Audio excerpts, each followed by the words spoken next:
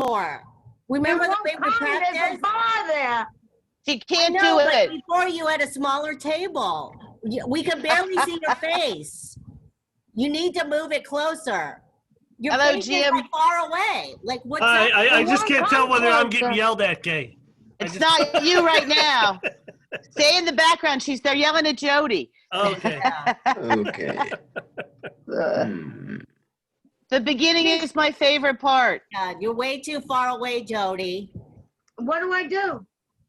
Bring the other table up. You should never have changed to that table.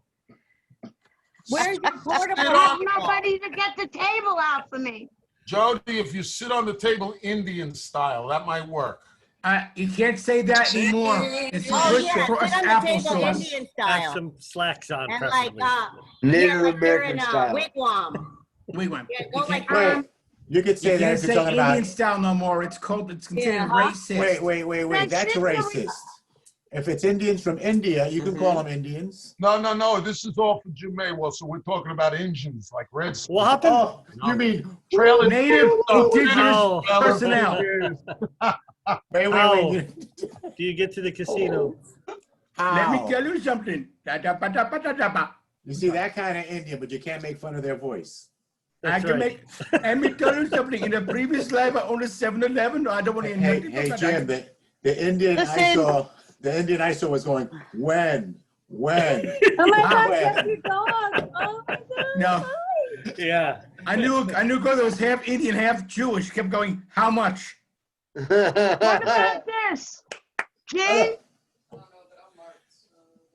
Who's that, Jody? Yeah. Is this closer? I don't know, get closer. Wait, is that? Jeannie's not going to like it, but if it's the Have a best you higher can do. chair. You have a chair that's higher. A higher chair. Jody, do you have a green screen? Yeah. It's a green shower curtain. Celeste's in the house. Just checking. It's so funny. After all these months, I finally put this event in my iCalendar, and now it's blowing up. Gladys's virtual comedy show. Hilarious. What's an iCalendar? I'll tell you when I see you, It's Jim. like one of these things. You got a calendar in your phone. Right. Gay? Oh, Yes, Is this closer? it's closer. You look beautiful. You look like you're in Okay. Colorado. Come. Yeah, but so just to put it in perspective, for us, we look like we're on TV, we look like we're in like a 50-millimeter lens. You look like you're like 100-millimeter lens. You're a little further away. But No, you mean that? No, you got it Do you wrong. want me to come closer? I do. 50 That's the way women millimeters. do it backwards. 200 is tighter. Hey, you dog. No, but a 300 macro. What we need on her is a 300 macro that we That's can what you zoom need, right yeah. in. Yes. so I was just thinking the 300 macro. She's at 35 millimeters. How's this? Jody, you look very That's much pretty. better. All right, Now Jody. that's much better, Jody. That's great. Now, Yay. Jody, take the And- curtain. Wait, cover the books with it. So there you get the whole effect. Damn. Chippendale. Damn. All right.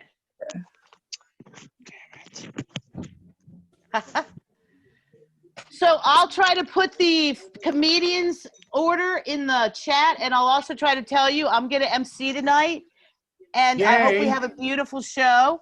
Jose, Yes, we'll have a beautiful show. Lovely. and Gladys looks good. Veronica looks good. Where was Jody, you're good.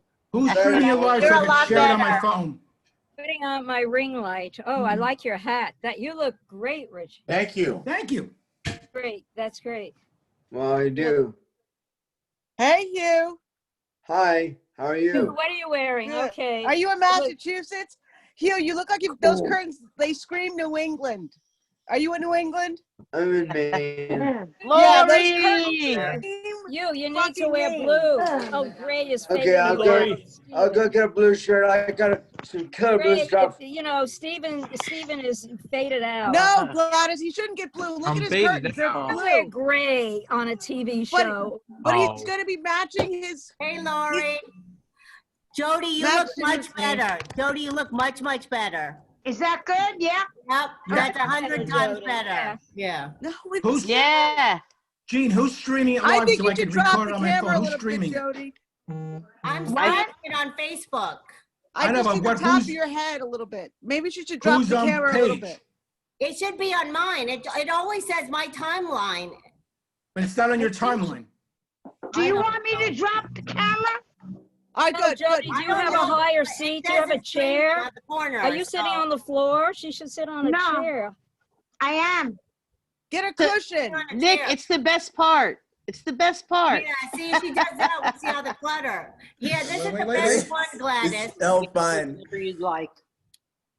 It's lucky you have a first nice thing- background. You gotta get a bigger green tarp that goes I all the way to know. the bottom next time. Yeah. And iron it. Yeah, just get like a green tablecloth, Or a like a shower large curtain. one. Yeah. Yeah. Like the next size up. You know what you need to do? You need to go down to Lake Charles and steal a blue tarp off somebody's roof. I'm I kidding. I'm kidding. I'm Seen kidding. the one I had, they stole it. Yeah. I was just trying make to it be for somebody's timely. boat. Yeah. I don't see it in your timeline, Gene. I don't know, Richie. That's where I put it. So, I mean, Well, What when you get a chance tomorrow, the next day, send it to my What happened? messenger. yeah, I don't know what happened to it. What are you looking for, Richie? I'm looking for, I want to share this on my wall so people, my friends can watch it. Do Ah. a watch party. Right. Yeah, Julian's having Microsoft Hey, issues. Richie, I gotta give you permission. Hello, Nancy Levine. I'm All gonna, right. I'm gonna allow you to record. That might open it up. Go ahead. What was that? I allowed you to record. You should be able to now stream it to your own timeline. Okay, Try let it me see. again. I'm recording. I don't know if it's recording to my line. I'm recording it. I don't know if, how do I record it to my wall? More. Bottom of your screen, right side, it says more with 3 buttons. If you click on that, that should give you some options. But Wait, I'm sorry. Where am I looking? bottom of your More. screen- More. Yeah, Is make- Jake on? Get Jake on here. More. Jake I got just paused. wrote me. I'm recording it He now, always but writes, "Dear Mrs. Kim, I'm very sorry, but I'm not gonna." Jake's not coming? No, he's gonna come, but more like 9. I'm like, okay, Sonny, I'll see you then. okay. Where I am I hope you and looking the here? rest of your I'm friends at the recording it now, home- but where am I recording? Where's I got restrictions? Ooh. Share. Jeannie, can can I I be heard? We can hear you. We can hear you, Oh, Debbie. you look good. Debbie, You look good, Yeah. Debbie. Debbie. You got a Debbie. nice boom mic. See, Yeah, she's let's got see that little Debbie. mic coming off the side of her. Debbie, I you- heard Gladys say we should. What happened? What'd you Debbie, do? let me see your Buzz. hair. Come here. Debbie, Let your me- mic is working No, fine. no. Gay, you took over the screen again. It's I didn't switching do I over took over. here. Wait. Richie did it. How do I do that? I want to get rid of this. Wait, I did that. How do I Richie, do Turn this? it What off. happened? get out No. of share screen. Okay, let me how do I get out of that? I don't know how to get on this now. Stop share. No, There we Oh, go. I yeah, got you're it. there. There you go. Wait. Everybody, That could have been Oh, you just dangerous, made Richie. us do the photos. everybody calm down. That's it, Richie. I just. Jose, Jose. No big deal. Gladys. Jose, Yeah, you it's gotta work. give me, Oh, you look, gotta it's give me Isabella. Hector's Maybe phone she can number. help us with I'll, technology. I'll message it to you. Hi, Wow. Isabella. We Hello. were having No. some technology issues. Let me Oh, you see if it's were? not sharing now. Let me see. I have no Where's our idea. young people? I was putting on makeup. Should I hang I this mean, the you taught us wrong way? what edging was, and then you left us in the lurch. I mean, First of all, I don't even know why I'm in this room. This is Oh, embarrassing. you look So- glamorous. Look at I the do. hair. Gladys, I actually put makeup on for you because I No, Boom, boom, boom, well, you boom. don't. No. You don't. You look good. Your Wow. I'll put hair a looks shirt on good. me. If your hair, let's see your hair. Maybe a little, See? blush. Should I I don't put know, this- so you're not so white. I left my blush in New York. We'll have to do without that. Oh, Some do you have rouge. lipstick? A little, no, Jody, you you look look fine. fine now. A Don't little get gloss. That's that's good. A the little best gloss. you're gonna Yeah, do yeah, tonight. yeah. You look good. Gloss. Thank you. Some My rouge and fans some and followers. Aquanet. Jody, you look good. Okay. Yeah. Hi. Aquanet. Hi, Nancy. Aquanet. Hi, Gladys. I'm gonna Nancy, go get my what is the grill cream. I'll be right Palm back. Springs Comedy Festival. There is so many. Listen, this is what we have to go for the show. We have to get a lot of people. So we're going to go after a sponsor. Okay. If we have enough people, a lot of people are looking, there's nowhere to go to advertise. So just think of building the audience, and I will handle the sponsorship because I know a lot of people in companies. So I did it for Hamburger Harry's. So I Oh, Hamburger Harry. Did someone say Hamburger Harry? Oh, Oh. Listen, I think I people- just got indigestion. I saw mice. Mice. There were mice. Oh, And what there about the were comic mice. strip?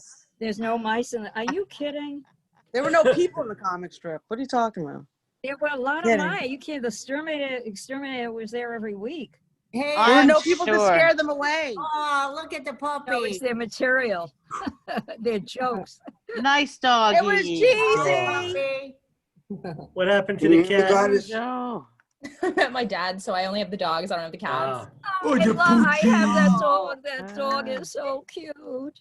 Listen, if you want a place to stay, I'm offering it to you. You can live here with the dog.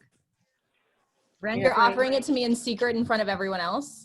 You In live secret. in New in front York. of- The middle of, yeah, she lives in the middle of Manhattan. You could live in I New mean, York. it is You- prime real you estate. do whatever And you she want has to a do. You have doorman. to share the bedroom with me. I'll get 2 beds. You could have your bed and just pay Gladys. for the gas and electricity, and do some cooking for me and So shopping. you need a live-in maid. That's what you need. No, I don't. No. I just need It's a something like living. pool. Anyone tuning in for the first time, this is the group therapy portion of the program. Moving I on know. to the comedy and entertainment Early. here shortly. Let me tell you something. Go and tell Most your people pets. in comedy need some form of therapy. Really, Yeah. I mean, really. Darn right. If you don't know what your basic emotional problem is, why you're not getting it. This is what it is. You think everybody here is very funny, but there's something wrong with all of us. Now you have to get. Oh, there is. You have to figure out what it is. No, and then we could fix it. I can help you. 47 years of therapy. It's called the BEP, Basic Emotional Problems. Why comics don't really get. How come this $30,000, one is getting- $100,000 later, you get an acronym? That's what I was That's all gonna you say. get? Yeah, we could take any one of you and figure out what's wrong with you.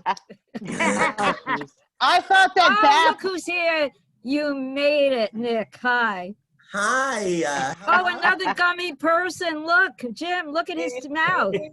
Look Look at at that his mouth. No, He has nothing but small gums. teeth, Let me see your mouth, Nick. small teeth and Thanks, I large just have small gums. teeth. No big deal. I'm crying internally. Everything's fine. You have look at those teeth. You have no teeth. Oh my God, just lots of gum. Oh my God. Gummy people are stars. They have it, really. You see the biggest stars in comedy. You find the ones that are the biggest ones. They're all gummy. They're called horses, Gladys. They're horses. I love that. That's wild. That's why Prince Charles married Camilla Parker Bowes, because she looks like a horse, and that's Oh really my what God. horses. Why would you want him You guys to sneak up to a mirror. like a horse? Hello, everyone. Welcome to British Hierarchy History with Gladys Simon. Hey, The Dick. Gladys Royal Family by Hello. Gladys Simon. Hey Hello. there. I I don't say, know what's wrong with the British. They just don't like to go to the dentist. It's unbelievable, really. They don't have fluoride in They the had water. no right. This British comic came to the room. Not only was teeth were bad, but his had bad breath, and I had to tell him. I said, "You know, your breath smells." My breath. I said, "There are only 2 of us here." Yes, your breath smells. I brushed my Ouch. teeth. I said, "Well, it could be coming from your stomach as well. See a doctor. It's free in London. You know." Hey, Move away. hey, Move away. Camilla, why the Tear him little down, tear him space? down. No, bad breath. No. Let's Really? start this I'd rather smell a show. fart. All right, everybody, it's time to roll once again. Woo. Simon Comedy, 3 hours. Listen quickly, a little 101 on acoustics in the cloud. I'm looking into my camera, so it looks like I'm looking right at you. And that's what you got to do. You can coyly look away and all, but when you're talking and you look away, it gives us a sound break. So if you're not wired or using a boom mic, be aware that you got to kind of keep the same modulation and talk into the microphone. Otherwise, we can't hear you. And if we can't hear you, then you're not funny. If you're gonna mix a drink or vacuum or talk to somebody, please mute yourself. I Not in it. do it all 40 of you simultaneously. So mute yourself when you're not participating. Participate when you're not muted. Have an absolutely great time. I'm going to turn it over to Gladys, and then she'll introduce you to your host. Yay! Tony, you look amazing. You look, your hair is great. You're handsome. Oh my God. I had my annual mammogram today, and the doctor kept examining my breasts, and he said, you know, you have such lumpy breasts. I said, I know. That's why they're big and beautiful. He said, how many cups of coffee do you drink a day? I said, 7. He said, you know, if you gave up the coffee, the lumps will go away. And I said, if I give up the coffee, my breasts will go away. And then he said, you know, you still have that staple in your breast. I know when you thought I might have a malignant tumor or something 3 years ago. He said, you know, you're going to have that staple forever. I said, yeah, that's why I weigh 140 pounds. I can't lose weight because the magnets on the refrigerator keep pulling me into the kitchen. So I'll always weigh 140 pounds, and it's all in my ass. Okay, so that's my little introduction. We have a great show tonight, and our host for tonight is the adorable, wonderful, beautiful Ms. I love to say her name. I wish I had that name. Ms. Gay LaRoe. Take it away, Gay. Hello, everybody. Welcome to show 2,789 of Gladys's virtual comedy party.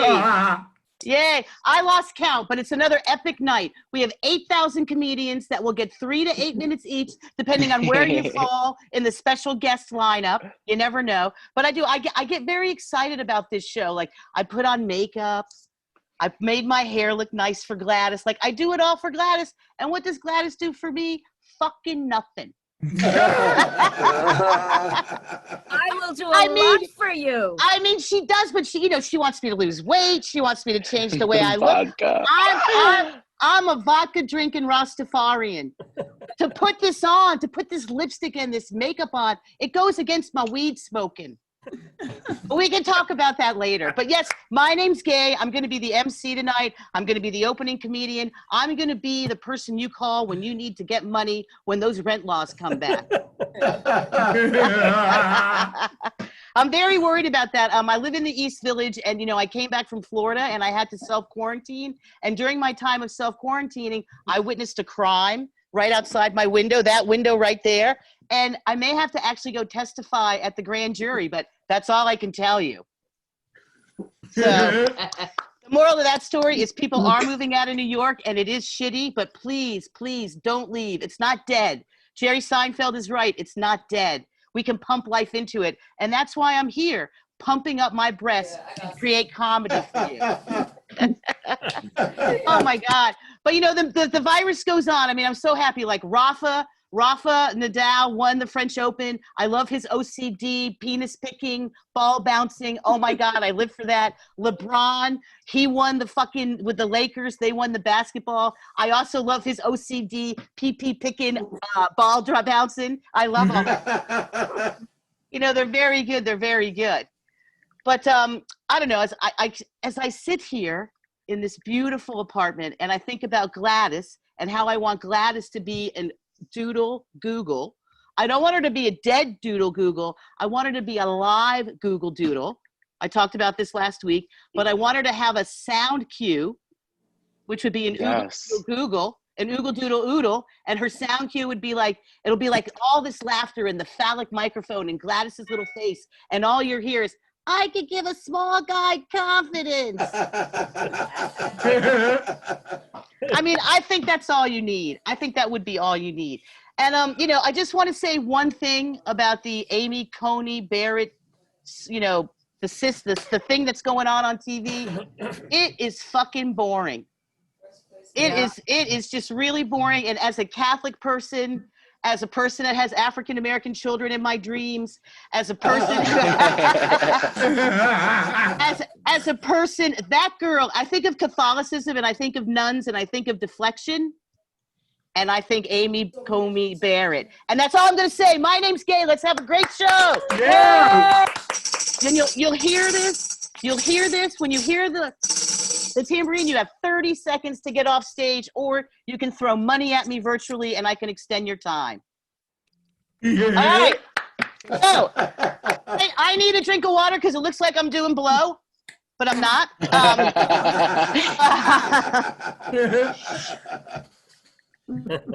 I do. So the first four comedians are beautiful Robin Lakin, beautiful Celeste Jennings, beautiful, I don't know him yet, but he seems very beautiful, Chad Kaplan, and then beautiful Isabella Quiros. So there you go. That's the opening four. Everybody's beautiful. Everybody's beautiful. In their own way. Everybody's beautiful. We're gonna dedicate this show to Vinnie Barbarino because I saw this thing with John Travolta last night. So anybody who can talk like they're from Brooklyn, let's do it. And let's open it up with Miss Robin Lakin. Woo! Yeah. Robin. Hi guys, how is Hey. everybody? I haven't seen everybody in a while. It's great to be here. It's great to be anywhere. So what a fucking honor, Gay, to put me on first. What am I, the new Monica Helpcoff? He's in the hospital and I'm going first. Okay. So yes, I too have been watching the Judge Amy show. And I'm like freakishly addicted to it. I just want to know how she gets 7 kids behind her to sit still like that. If you have children, you understand what I'm talking about. I mean, those kids are either overly medicated or they're getting electroshocked before they come in. I don't even think they're real kids. I think, those cutouts at the Met games, that's what I think those kids are. I think they're cutouts. Anyway, yeah, I think she's, listen, she's answering all those questions, which, I mean, she should be, but I have to say for her, it's like a day off, right? From being at home. Anyway, so, yeah, it's a vacation time. So I was watching Trump. Now, I haven't been on the show in a while, and you probably talked about this already, but when he came out on the balcony and he ripped his mask off after the hospital and declared himself COVID-free, honestly, I thought he was going to break out into a belt of "Don't Cry for Me, Argentina." Now, I would sing it, but Gene would be mad at me. So, "Don't cry for me, Argentina." Anyway, so I was thinking today about 23andMe. Anybody here do 23andMe? Anyone? No? Yeah, me. Yeah, I had a cousin who just asked me to buy it for her for Hanukkah. And I said, don't waste your money. I think it's a bunch of bullshit. You know what I think 23 is? Jim just shook his head that he did it. You know what I think it is? I think it's 4 Jewish nerds in their grandmother's basement fucking with people's heads. Oh, yeah. It's like someone with the name David Schwartz comes in. And they come back with like 10% Jew, Eastern European Jew, 90% Nigerian. And the next day, poor David Schwartz is making phone calls. Anyway, so my daughter's out in California. She won't be home until the middle of November. And actually going out there to see her in 2 weeks. So my friends, everybody's screaming. My kids are so mad at me that I'm going on a plane because of COVID. But when my daughter flew out, there were only 4 people on the plane, which is how I like to fly, semi-private. So I am flying out, a mask and all. And, she thinks like I'm like, she's like a typical 20-something-year-old. She's very woke. She loves this generation. She loves what they're doing. She loves Joe Biden. I do too, but she really loves him. And she's like, Mom, I gotta tell you, you have white fragility. Okay, I get it, bitch. I get it. But you know what? I may have white fragility, but you definitely do not have white virginity. Let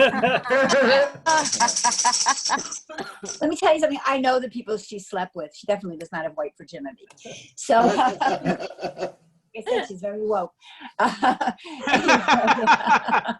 Gay's dreaming about Gay's dreaming about them. I'm gonna have his grandkids. We're gonna have a very a mixed family, which I love.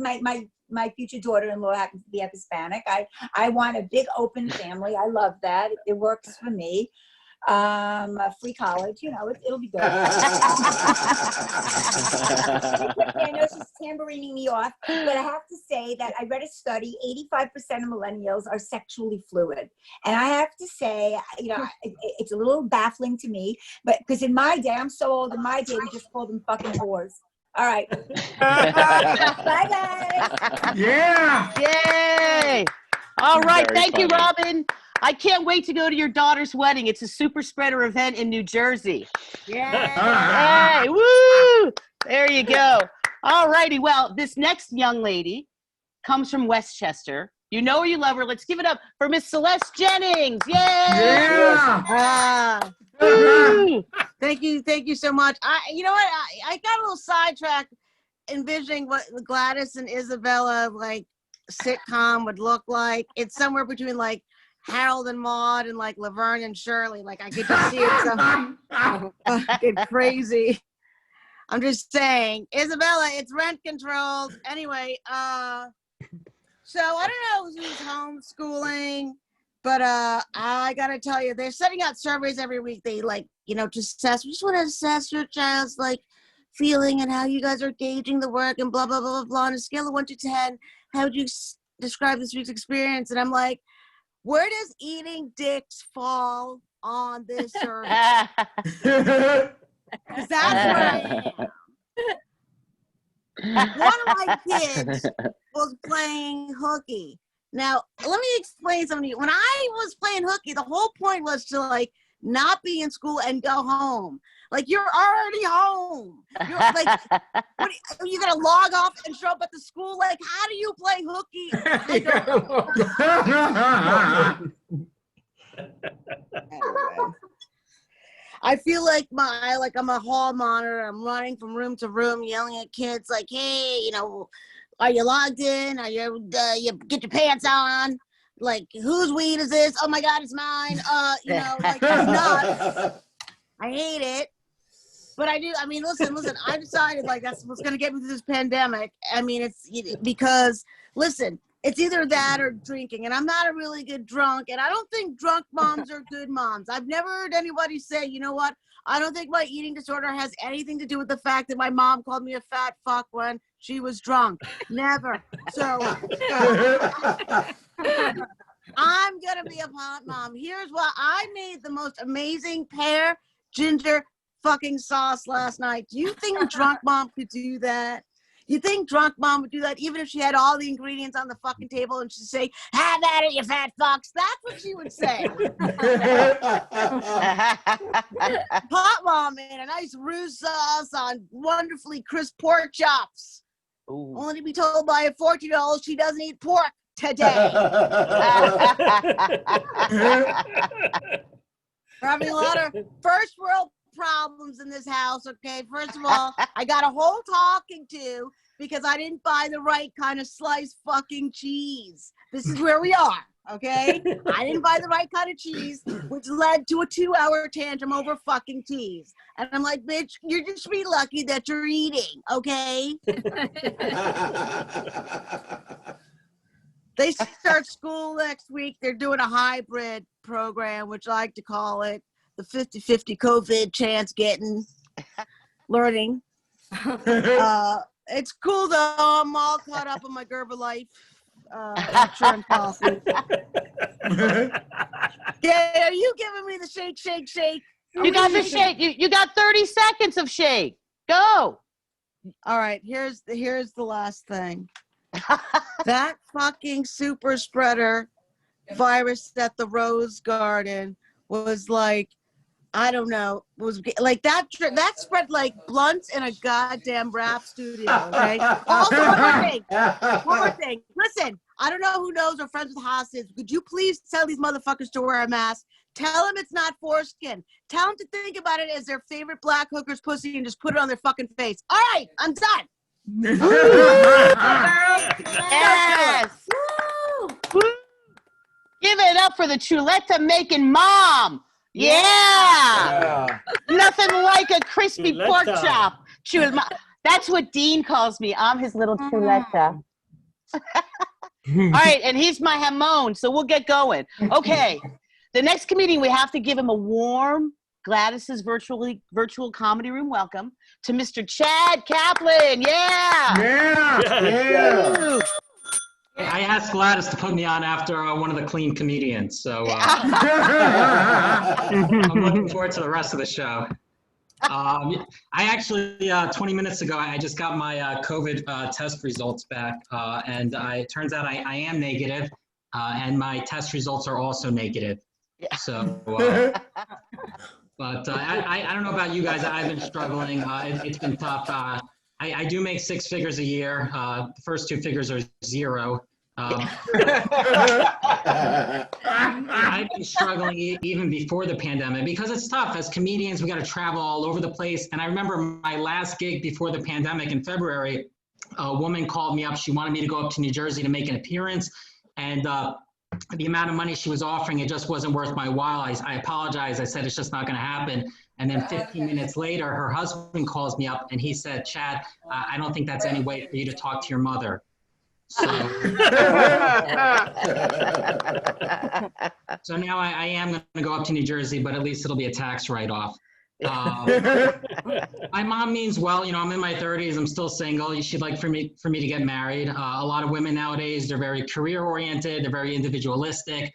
She'd like for me to marry a more traditional girl, one who cooks, cleans, grew up in a nice Jewish home. So now I'm engaged to a Mexican housekeeper from Borough Park. I'm looking forward to the wedding. Chad, congratulations. Where's your wife? Oh yeah, she's with her sister. They're on the other side of the room. They're working table 7. I remember I actually, I don't know any Jewish people in the room, or I actually went to an Israeli-themed wedding. Now it's been about 6 months ago. And so every table had a different theme. So like some people were sitting at the Jerusalem table, other people were sitting at Tel Aviv or Haifa. And I got the feeling that I was not really too welcome at this affair because they had me all by myself in Gaza.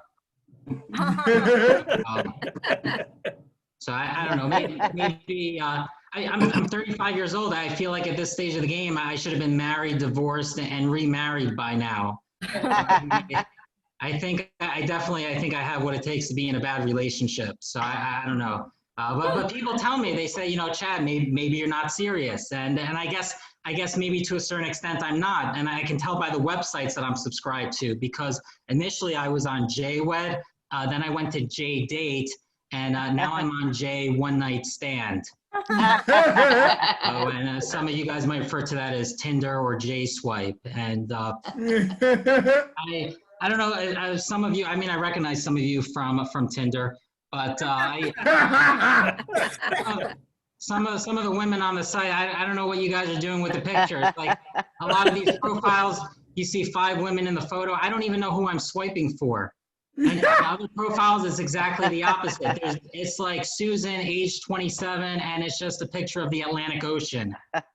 And I wouldn't go for that because that for me is just too far to the right. So next joke's not funny either. So, I remember, I know a lot of people don't read the bios. They just look at the pictures and they go to the next profile. I actually did. I do read the bios. I find them interesting. I saw one girl. She was 19. She said that she wasn't looking for a boyfriend because she already has somebody, but her parents don't approve because the guy's not Jewish. So she's just looking for somebody who can stand in. And I'm thinking to myself, like, who's going to swipe right to that? So I swiped right for that. And then she closed out the match, which was very frustrating because apparently I'm not even fake boyfriend material. So, and you know, rejection's difficult because I saw recently that there's science behind it, that when you get rejected, your IQ actually drops, which shouldn't be that surprising for me because after 15 years of women telling me no, finally last week, a girl told me that she thinks I'm special. So I've been doing a lot of dating. I've been doing a lot of the Zoom room datings, and sometimes I've been doing it so much I forget that there's Zoom rooms for other things as well, and it can create some awkward circumstances because last week I was actually in a Zoom room and I messaged a woman. I said, "So how long have you been single for?" And then 10 seconds later, I get a message on my screen saying that you were just kicked out of the Zoom room Shiva call. So, and 2 days was the answer. So, you know, eventually the whole Zoom room dating, it's going to end. We're all going to go back into the real world. Coronavirus will end at some point. And it does kind of scare me from a dating perspective because Because when you talk to people online, they represent themselves one way, and then when you meet them in person, they turn out to be completely different, which scares me. Because I remember one time I went out with a girl. It's this whole honesty factor. They completely misrepresent themselves. I was in a car with this girl, and she said to me, she said, "Chad, you know, you're a really great guy, but so am I." And now he's not returning my phone calls. I don't even, actually, after watching the Supreme Court Amy Coney Barrett nomination, I don't even know if I can make that joke anymore, because apparently she got knocked for talking about sexual preference. And it's scary as comedians, because a lot of times people expect us to make jokes that, you know, cross barriers and whatnot. And people ask me, you know, what can you make jokes about anymore? What can you talk about sexually, or can you make racist jokes anymore? And I tell people, you know, it depends on which group of people you're dealing with. Like for Black people, I don't even say anything that rhymes with the N-word. What'd you call my son? No, I just said he's getting bigger. But for Jewish people, it seems like you can still run through the whole alphabet. Arrogant, big-nosed, cheap, dirty, egotistical, freeloading, gold-digging, hypocritical, Iran warmongering, Jew-bagging, killers of Christ, loudmouth, money-grabbing, nasal voice, ostentatious parasites. They don't have anything for Q. A rambunctious, speaking, tasteless, useless, vermin, wretched, xenophobic, yarmulke-wearing Zionists. And I hope that anti-Semitic rant was good enough for Gladys and everybody else in the room. I'm Chad Kaplan. Thanks, everybody, for having me. Yeah, Chad. You can put QAnon in for Q. QAnon. Thank you. Are there Jewish QAnon people? We can. That's a conspiracy in itself, I think. All right, give it up for Chad Kaplan. All right.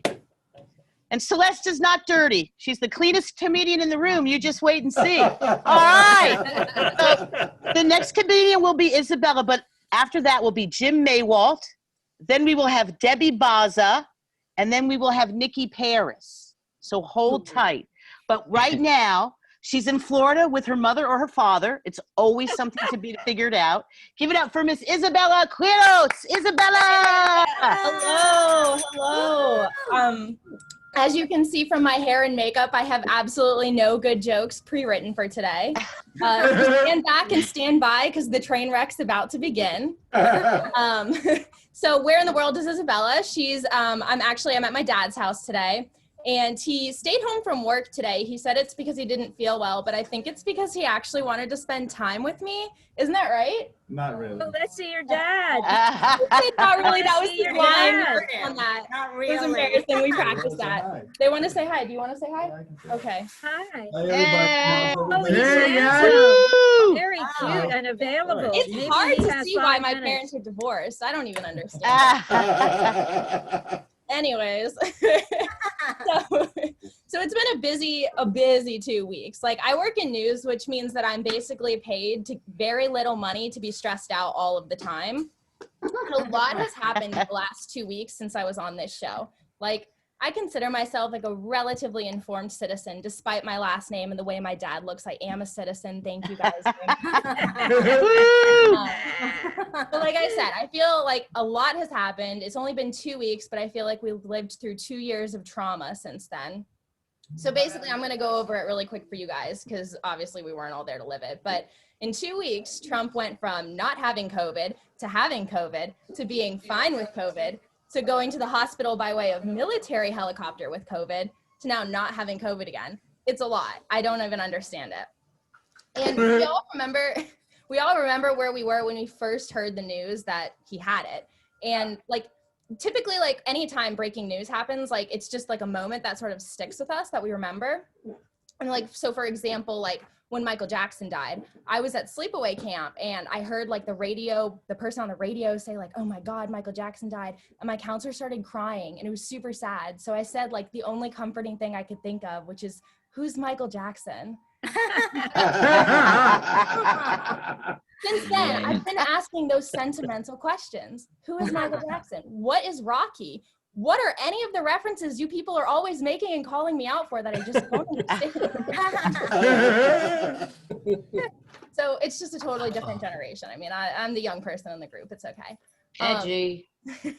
But I remember these like breaking news moments so clearly. So when the news broke that the president of the United States contracted a potentially deadly virus, I'll never forget that I first learned via Facebook message typed in all caps from a comedy booker that I haven't seen in 8 months. And that's right, you guys. I found out from Gladys Simon on Facebook Messenger at 2 a.m. that President Trump had coronavirus. And I work in news. I interview politicians. I write stories about the White House. And she was able to break the news to me first, which makes me believe that she's not just well connected in the New York City comedy scene, but apparently the DC healthcare system as well. You know what? I don't know what other kind of bad boy information she's sitting on, but I don't buy the unassuming old lady look for one more second. Barron has it too. Barron, the son. Yes. You heard it first, folks. He had it for an hour and got over it in 15 minutes. It was amazing. Really. Really. I think it's because he's 6'9".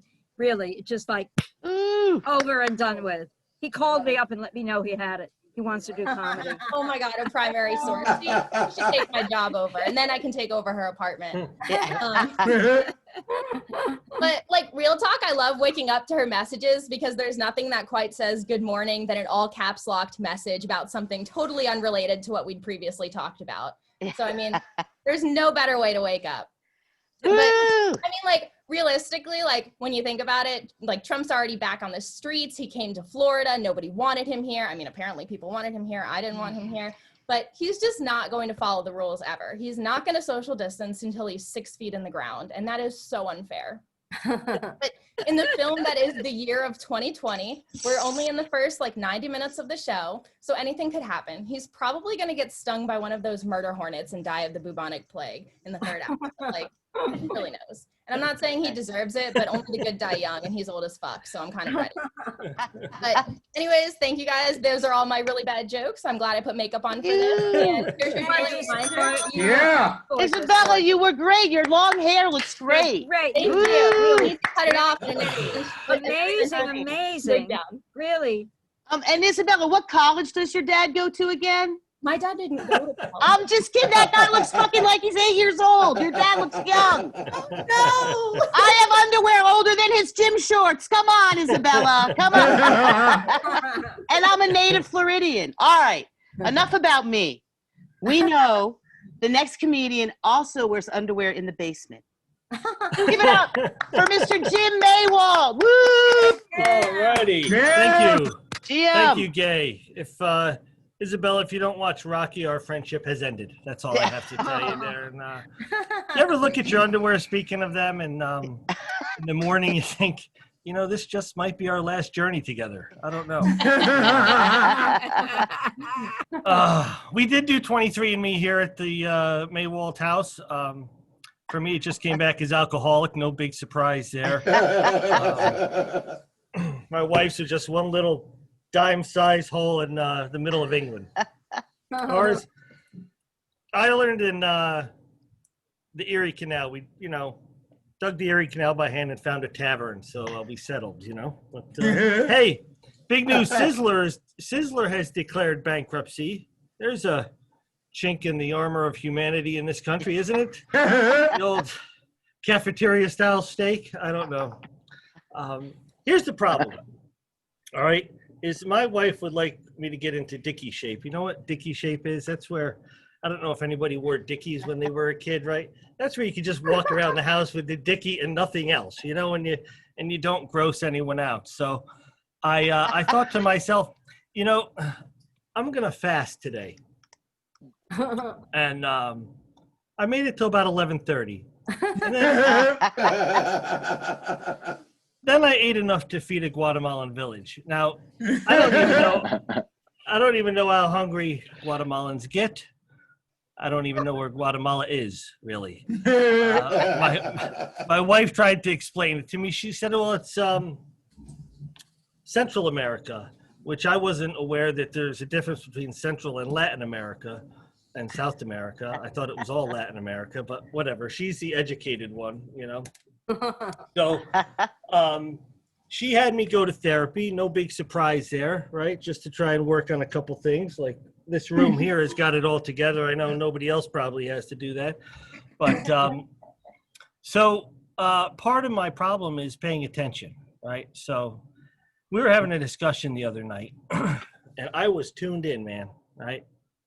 And she said something and like a flash of light went by or there was somebody at the door. So she got interrupted and she came back and she says, what was I saying?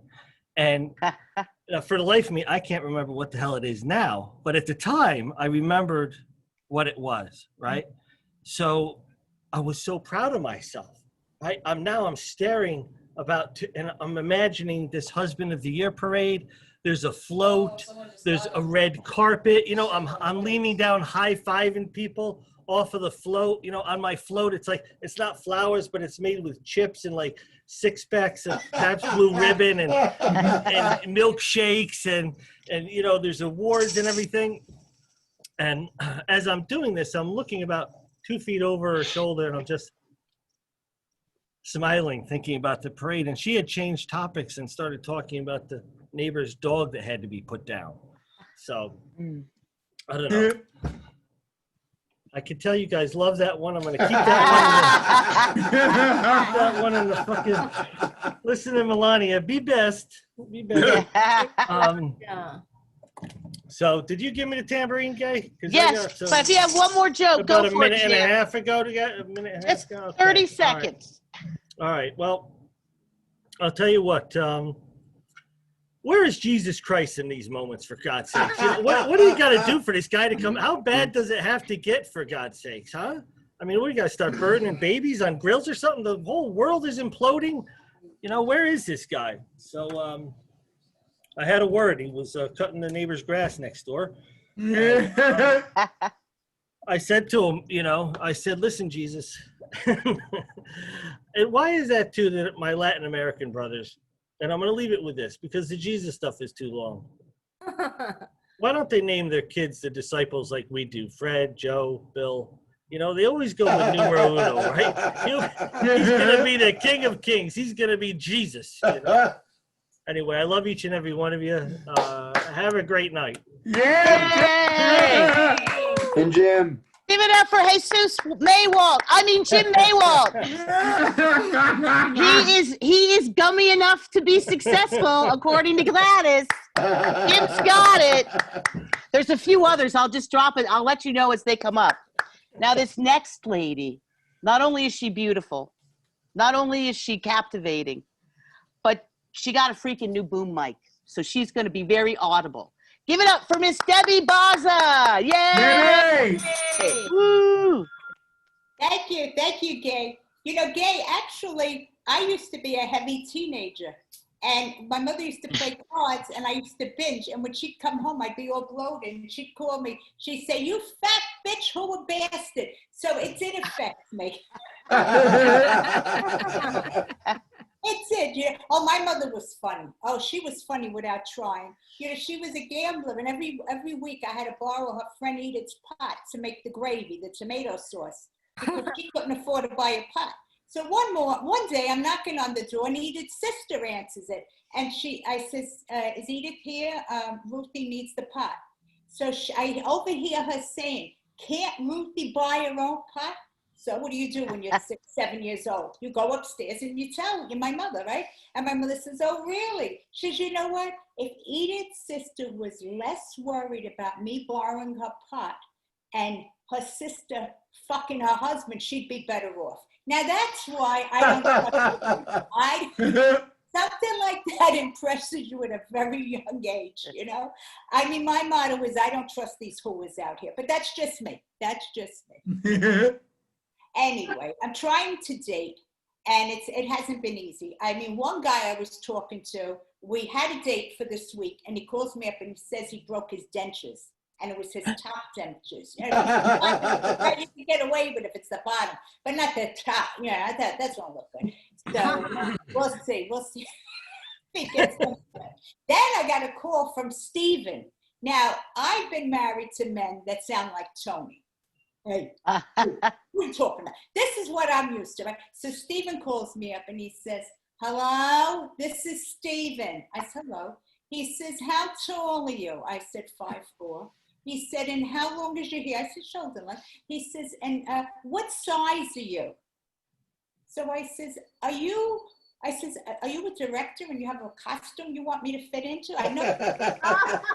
Then he says, how much do you weigh? I say, you're planning on carrying me over the threshold? I mean, what kind of bullshit? How much do I weigh? You know? Then he really pissed me off. Because I live in the Bronx. He lives in Whitestone. He says, maybe we can meet halfway. I said, where? In the water under the bridge, you cheap fuck? And then he comes out. I don't know.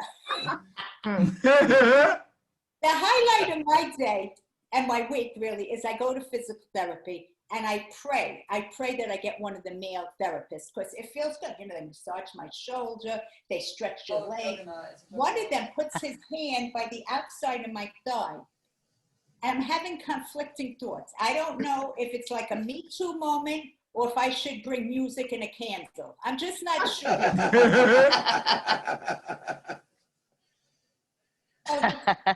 This is fun. I'm more concerned about how I look than what I'm saying. This, you know, I used to talk to my daughter and she'd say, Mom, just worry about what you're saying. Never mind what you're wearing.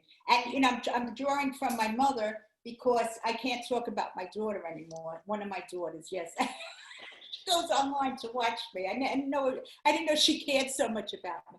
But yes, I'm not saying which one. And that's, you know what it is? You're a comic and you're told don't do something. And what else am I going to draw on? Really? That I walk my dogs up and down the block? I joined Happen. You know what Happen is? Happen is for when you're going up, you meet people where you happen to freeze. Oh my God! She froze. It's her daughter. She sabotaged her connection. That's what happened. Your daughter. There you go. You're back. Debbie, you froze. You thawed out. Go back. You know, I'm freezing. I got the microphone and I'm freezing, but did you hear me? No, we did not hear you. Go back. You happened and then you. Don't talk about your daughter again. And yeah. I don't talk about my daughter anymore. She tapped your internet. I don't understand. I just don't understand. You were walking your dogs up and down the street. She could be on the show. I used to be so happy. I have a phone with a camera on it, right? And then they say you got to get the laptop, you got to get the ring, you got to get the microphone. I mean, this is a lot, you know? I'm like, this is all on a snack table. We're all going to fall in a moment. You know? Crazy. Then, you know, I mean, really, I mean, any single people out here, we have about 10 days left to meet somebody. I mean, the clock is ticking. That's why you're in a relationship. Make it work. Make it. You know what I have to do? You know, my husband and I was divorced. We're living together Bronx style. That's how you do it in the Bronx. He comes up sometimes just to have a fight with me, just to keep me company. People say, you're really living with your ex? Yeah, I am. The thing is, when we started this divorce, I didn't really want the divorce. I was scaring him into changing. So all through the divorce, I'm hoping he's going to change now. We get the divorce again. And what happens? He didn't change. So now, last week, and we have it that in the house, we both own the house, and the survivor inherits it. So last week, he's eating dried pineapple. And I'm looking at him because he starts choking. He's like this.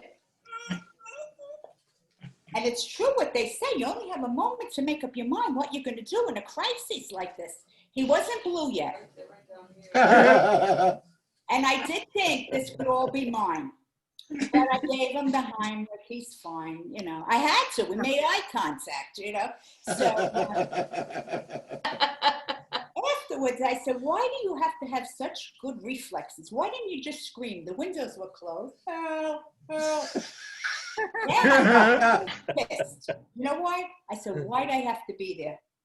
If I'm upstairs and I hear boom, I wait 45 minutes. I go down the stairs. He's laying on the floor. I said, right?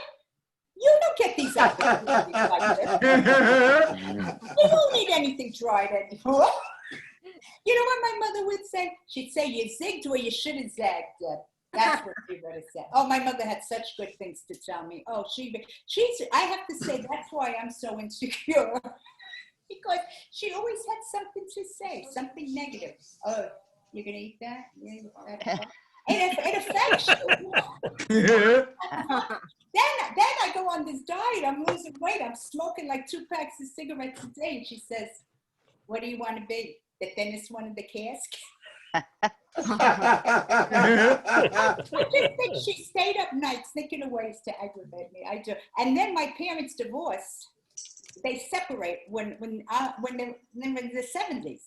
So now I got to go to this one. I got to go to that one. And then they die, right? My mother tells me, because my brother died first, my mother tells me, when your father dies, I don't want him buried with me. I don't want to be buried with your father. But she died first. So I said to him, where do you want to go? You want to go with your sister? You want to go with the veterans? He said, I want to be with Mama. So I figured, you know what? If she cared so much about whom she was going to be with, she should have went after him. I mean, what could I do? You don't have to do so much to please everybody. And this way, thank you. I go there. I bring 3 stones. My mother was Jewish. I'm done. What am I going to do? I'm going here. I'm going to go to Long. I'm going to go all over and visiting them. I mean, they also dated when they were divorced. It's just a family thing. we just stay together until somebody dies. We don't give a I think that's my time. I had a great time. I really did. I'm sorry I froze. I hope my frozen moment I look good, because you never know. You don't want to be like this. Yeah. Thank you, Gladys, so much for this opportunity. Yeah. Yay! Thank you. Yay! Give it up for Debbie Baza, the frozen comedian. She warmed us up. Girl. There you go. My mother also called me a fat whore bastard. I don't know why. We have so much in common. This is my ex-husband, and we live together. No, I'm kidding. Just kidding. All right. Well, the next comedian is going to be Nikki Paris, and then after that, we're going to have Gene Kim, then we're going to have Nick Hawk, and then we're going to have Mindy Rickles. So hang on tight.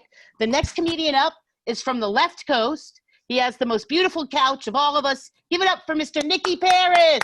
I had to get my, I don't know. Does anybody see Gladys drinking vodka out of the bottle? Is no one even going to acknowledge this? She's had tea. I'm like a wildlife photographer. I'm just trying to get photos of her throughout the show. Gladys party is like fucking P. Diddy. Like seriously, she just pops pills and drinks vodka straight out of the bottle.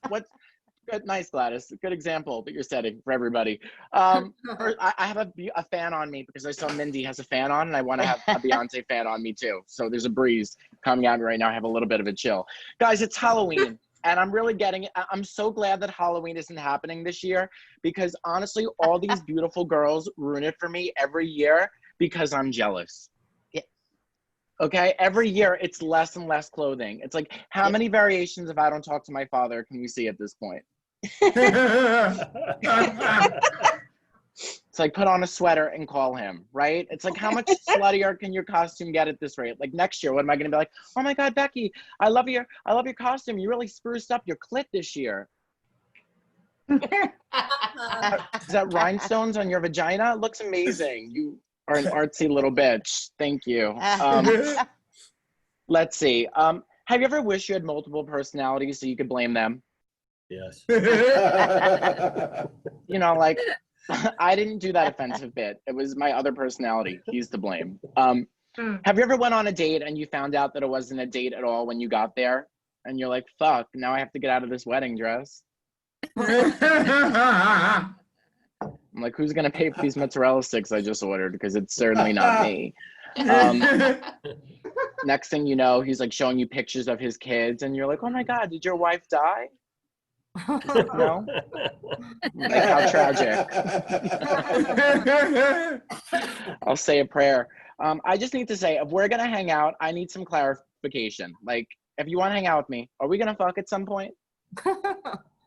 Like, it's just planning ahead and time management. Like, I just got a masterclass account. I'm planning to make some homemade salsa. Like, don't waste my time. You know, have you ever been on a date and the other person's not interested and they started saying that things that they like in a person that you don't have? Like one time I was on a date and this guy was like, I love thick ethnic men. And I was like, oh, really? I had street corn at a fair once. Trying to relate. I went on a date with this guy one time and he told me that he loves getting rammed by big black dick. And I was like, well, I had low-fat yogurt for lunch, so I don't think that I could compete. I live in LA, and a big thing out here is like asking people on hiking dates. Like, why would I want to hike with you on our first date? You know what I mean? If you want to see me sweaty, panting, and begging you to slow down, let's just have sex. Thank you. I have a lot of respect for comics who do these virtual shows because, like, being a comic, it's a calling, and a lot of the times I wish I was deaf. I think I'd be a lot happier. I'd have a better life. I'd look 27 instead of 47. I've been performing since I was 6 years old, so in a lot of ways, I'm like Lindsay Lohan, except I didn't make $1 and I never did lines of coke. So, you know, I always had to be on. Yeah, not at 6. I'll show you how. I always had to be on a stage. When I was in kindergarten, I used to stand in front of the entire lunchroom and sing Britney Spears songs to 500 people.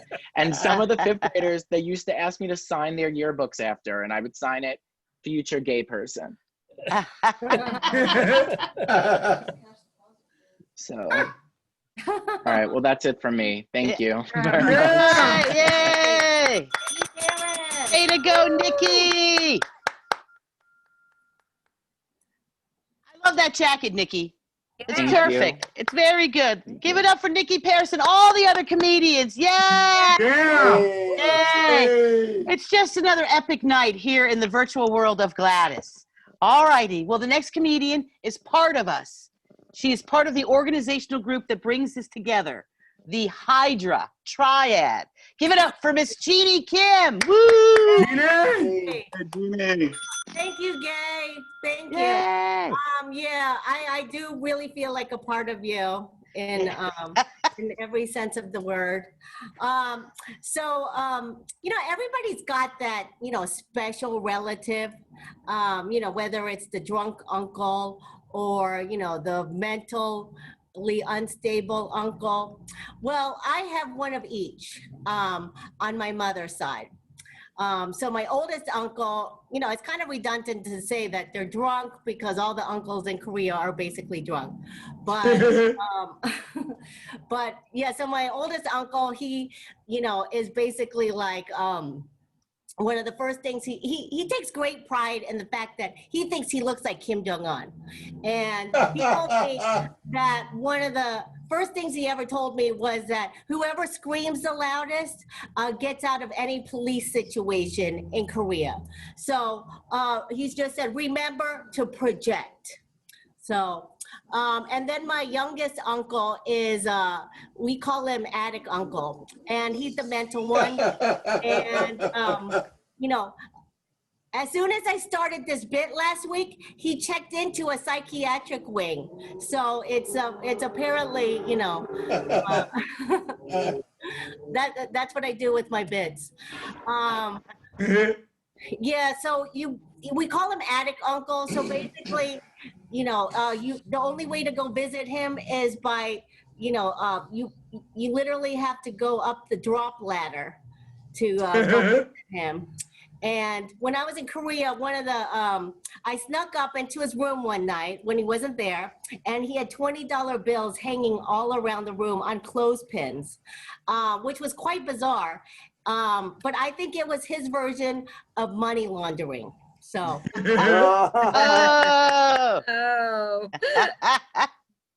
So, you know, like a lot of my friends are asking me why I'm voting for Joe Biden. They're like, doesn't he have slow moving dementia? And I'm like, yeah, but don't we all have slow moving dementia? It's like either that or like COVID brain. I know I had something today, but I feel much more comfortable with a brain fart than a ranted lunatic. So, yeah, the other reason I'm voting for Joe Biden is because, you know, at this point, I feel like he's comfortable dick. And, you know, I don't need an exciting president anymore. I just want something to settle in with. Okay. So, yeah, Kim Jong-un, I don't know if you guys saw, he is trying to make YouTube video makeovers of North Korea. For some reason, he thinks it's bad PR that people think that his people are living La Vida concentration camp style. So, Bad Puerto Rican. probably every other week I get this, but you know, somebody asked me if I'm from North Korea. So I'm just gonna clear it up for you right now, folks. If you're talking to a Korean in the United States, they're South Korean. Clear it Yay! Yay! For Miss Jeannie Kim! Woo! Hey, Jeannie. It's like $1,000,000. She has the hair, the pearl necklace, the earrings. Give it up for Jean Kim and all the North Koreans in our country. Oh! All right. The next comedian, this is his second visit here. His power went out, but now it's up. Let's give a warm welcome to Mr. Nick Hawk. Nick! Woo! Yes, hello. Hello, how is everyone doing? You got Lovely. This is my first time. It's my first time meeting any of you. I haven't responded to anything in the group chat because you guys are fucking wild. Okay? I wasn't prepared, you know? My name is Nick Hawk, and I come from Davenport, Iowa. If you guys Iowa, if you don't know where Iowa is, like, don't worry, I failed geometry too. Thing is in Iowa, I used to watch a lot of scary movies. It's Halloween season, bitch, so I was really into them, okay? And as I was watching these movies, I was just a small, frail boy, so I would get scared. So I literally joined track and field in high school and did hurdles so I could learn how to evade situations. It's a little suspect. I think it all starts to do with when I was little. Just picture the backstory as like a Maury episode, but with like really shitty cutting together of the story. Me and my brother, we were getting off of the bus, and we lived in an apartment that could be considered Section 8. Woo! Low rent. And my mom was probably at the bottom of the hill with a basket of goods. I don't fucking remember that part, okay? My brother was being slowly approached from behind, and he was about to get kidnapped. It's not funny, so thanks for not laughing. It's real. It happened. But ever since that day, I just thought, like, why not me? Like, what the fuck is wrong with me that someone doesn't want to kidnap me? Like, that doesn't make sense to me. Really alluring. Like, I just get it. But ever since that day, I just started making myself, I don't know, I guess, more kidnappable. Started wearing shorter shorts and going up to random vans asking if they're looking for anyone. Alas, nothing has happened. But even if they picked me up, I'm pretty sure even when they heard my shrill ass gay voice, they'd be like, return to sender. We're just gonna go around the block. This was a really fun ride. Just don't tell your parents this happened. It's between me and you. Another thing that, because of that, I've really, really loved serial killers, okay? And my fiance, he really loves to watch cooking shows, okay? Now, I can not watch them for too long because I can barely fucking make ramen, okay? And so I was like, well, he really likes cooking shows and I really like murderers. And I was like, wait, wouldn't it be great if there was like a cooking show, but with like famous murderers cooking? Yeah, it'd be nice, right? It could be called like Making It with a Murderer or something. And it'd be like, this season on Making It with the Murderer. And then it cuts to Ted Bundy and he's in the kitchen and he's like, you know what, ladies? It is really important to tenderize your meat. The chicken breast, fucking long. Then it cuts to John Wayne Gacy and he's like, oh, these foods go over so well at children's parties. Then it cuts to Jeffrey Dahmer and he's like, oh, I'm so sorry. I've seemed to have forgotten an ingredient. It's fridge and it's like fucking filled with body parts, you know? It's it real fast and he's like, sorry guys, wrong fridge. Then it cuts to Lorena Bobbitt, which I don't know if you guys know anything about her. Lorena Bobbitt is popular in the 90s for cutting her husband's dick off while he was asleep. Okay, like creeping in night. I wish we could all get away with that just once. Not my fiance. He's like a really good person. I just mean like maybe a passerby or like a homeless person. Speaking of which, has anybody in here had sex with a homeless person? Oh my God. Really? Come on. It's probably just a couple of us. You don't have to be honest. The thing is once you're done having sex with them, you can drop them off anywhere. It's like, oh, this isn't where I picked you up. Is it outside? Perfect. This is great. Well, thank you so much for having me. My name is Nick Hawk. Yay, Nick! Yeah! Yay, Nick! Give it up for Nick! Serial killer humor and gums that will make him famous. Yes! Fuck yeah! Yes! I love it. I came over for a little fava beans. All right. So, the next comedian will be Miss Mindy Rickles, but after Mindy, we will have Stephen Ballo, Jody Oliver, and Miss Nancy Levine. So it'll be Mindy, Steve, Jody, and Nancy. All right, but first, since he's still on, give it up for the gummy, Mr. Nick Hawk. Now there she is. There she is, coming to you from the West Coast. Give it up for Miss Mindy Rickles. Woo! Thank you. Hear me? Yep. I'm here from the CNN Center live. God, I've been gone so long, and I've missed you all terribly. I was at just a very high-end psychiatric facility, like, out in Malibu, just for a couple of weeks, just to kind of relax myself. And then I got the call from Gladys, and that's like when an astronaut calls and says, you're on the flight to the moon. It's very exciting. And I didn't realize that Gladys speaks to other members of the board here. I thought it was just me. Like she called me at night. She likes to call me at about 2 o'clock in the morning and say, Mindy, can we talk for 16 hours? And I'm like, Gladys, I have a life, and you need to accept it. So, but she likes to remind me, as she told me on the other night, that I'm not the youngest on the show. Which was great because I thought, I don't know, Jimmy the Tuna, whoever that guy, I thought he was the youngest. So let's see, what's been going on with me? Because it's really, the president had COVID, there's Biden.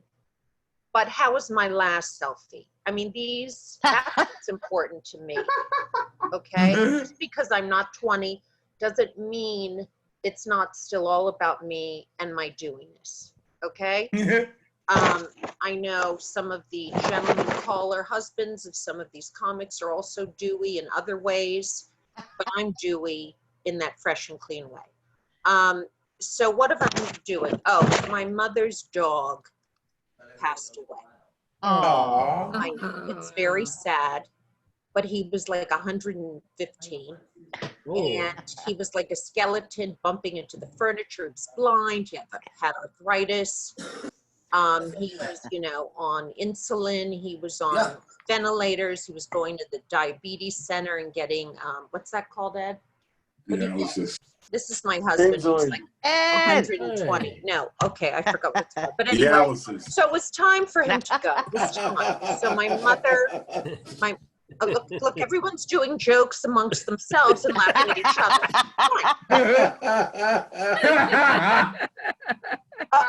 I'm up. Okay, I'm back.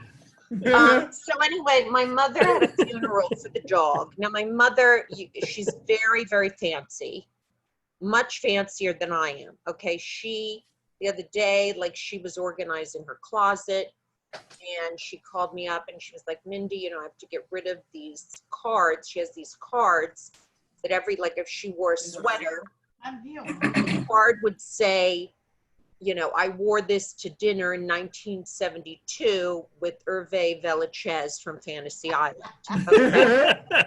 So that would mean that if she wore it in 72, she can't wear it again till 2027, you know, and she's 84 now. So is she really going to wear the sweater again? Let's be honest. But she wouldn't give it to me because she would say, that's mine, because everything is hers. So anyway, she's very fancy, and so she had the funeral for the dog. Now this may sound odd, and my mother is crazy and all of this. She goes, you can come, Mindy, if you want. It'll just be myself and my staff. Okay, which includes like valets and doormen and footmen and all these people in masks sobbing over the body. There was a viewing of the dog. I had to touch its cheek. I never really liked the dog. I have my beautiful dog Bella and this dog Chauncey, who let's be honest, was a real pain in the ass and used to take a shit right on my dog when she was trying to take a sweet little piss. You know what I mean? And she's adorable. So when she, you know, takes a piss, it's like flowers. And then this big bulldog, you know, would come over hulking like Van Damme or whatever, Van Damme. Sound like Van Damme. And like, you know, take a crap on my sweet Bella's leg. So anyway, I didn't like the dog that much. When I had to, you know, kiss the head like it was some, you know, Italian funeral or whatever, I didn't want to do it. So anyway, we go to the grave site and they're digging the grave, you know, for the dog. And then suddenly they have to pop up a gravestone. Okay, it was like this cat, Babito. So it turns out like all this money my mother spent, this shitty cat, Babito, was going to be, you know, buried on top of Chauncey, which because I don't like the dog anyway. And God, I love this story, and I love telling it from the CNN centers live. So anyway, my mother was like, "Why is this dog Babito on top of Chauncey?" And her tongue just comes out of her mouth all the time. Why is that? I paid so much money.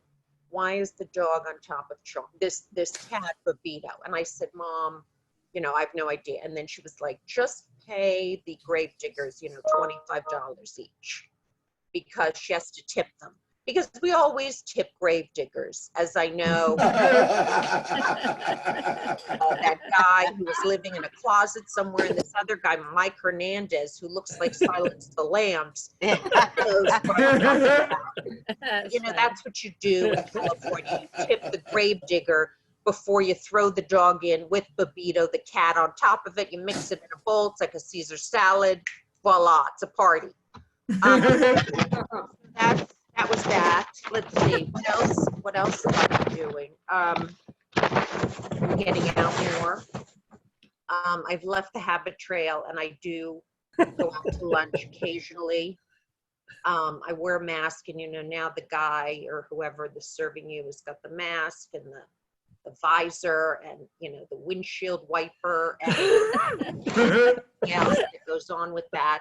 But I can't hear anyone. Like I can hear you guys barely, but like now my husband Ed, who sat over there, was not of help to me. Dialysis. That was the metaphor. That's what I was saying. Dialysis. I couldn't think of it. And Ed, who thinks he's a Rhodes Scholar, he couldn't think of it either. So it was dialysis. That was a joke like 10 stories ago. Forget about it. Doesn't matter. But it was dialysis. Okay. Anyway, so I can't hear anyone. So I don't know. I went to lunch yesterday. I ordered a Caesar salad from this guy with the mask and the headdress and the thing. And he brought me like buffalo wings in a blue cheese sauce. Which now, if I was on that show, you know, the fattest person, whatever, that can't get out, they take him out through the window because he's so fat, like on a crane. That's me now, because, you know, everyone has been mistaking what I'm ordering. And like here I look fine, although Gladys has always said I seem short. From here down, you know, it's like spread across, you know, the entire room, and they're taking me out with the crane after the show. And I say, wait, you know, let me finish the show because this is all I have. This is it for me. My whole life is staring at Nicky, who's waiting for his flight, and you know, everyone else. So really special to me. And I've also been coloring. Is anyone coloring at all? No. Okay. Obviously, see, I work on a very high, like when I was a kid, you know, I was 4 and they said, let's put her in the 9th grade. She's such a genius. So I'm going to much see Gladys laugh because she knew it was a lie. The truth is, at school, when they used to give out awards for who got the best grades, my dad would stand up in front of everyone and say, I brought a big truck to bring in all of Mindy's awards, to bring all her awards home. And everyone laughed, except for me, and I cried, and my therapist was waiting, you know, in the lobby. And that's how it went for me. So I'm coloring, which obviously is something that's way beyond any of you. I mean, I know Robin is a doctor. She can't deal with you guys. She's a physician. She colors, I'm sure. It's a higher level, okay? It's higher. It's just a higher kind of an intellectual level.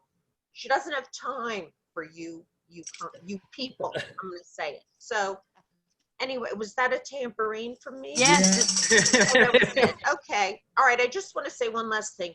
Really, whatever happens, whether you live from COVID or you die, just always tip the grave digger. Okay? That's for me.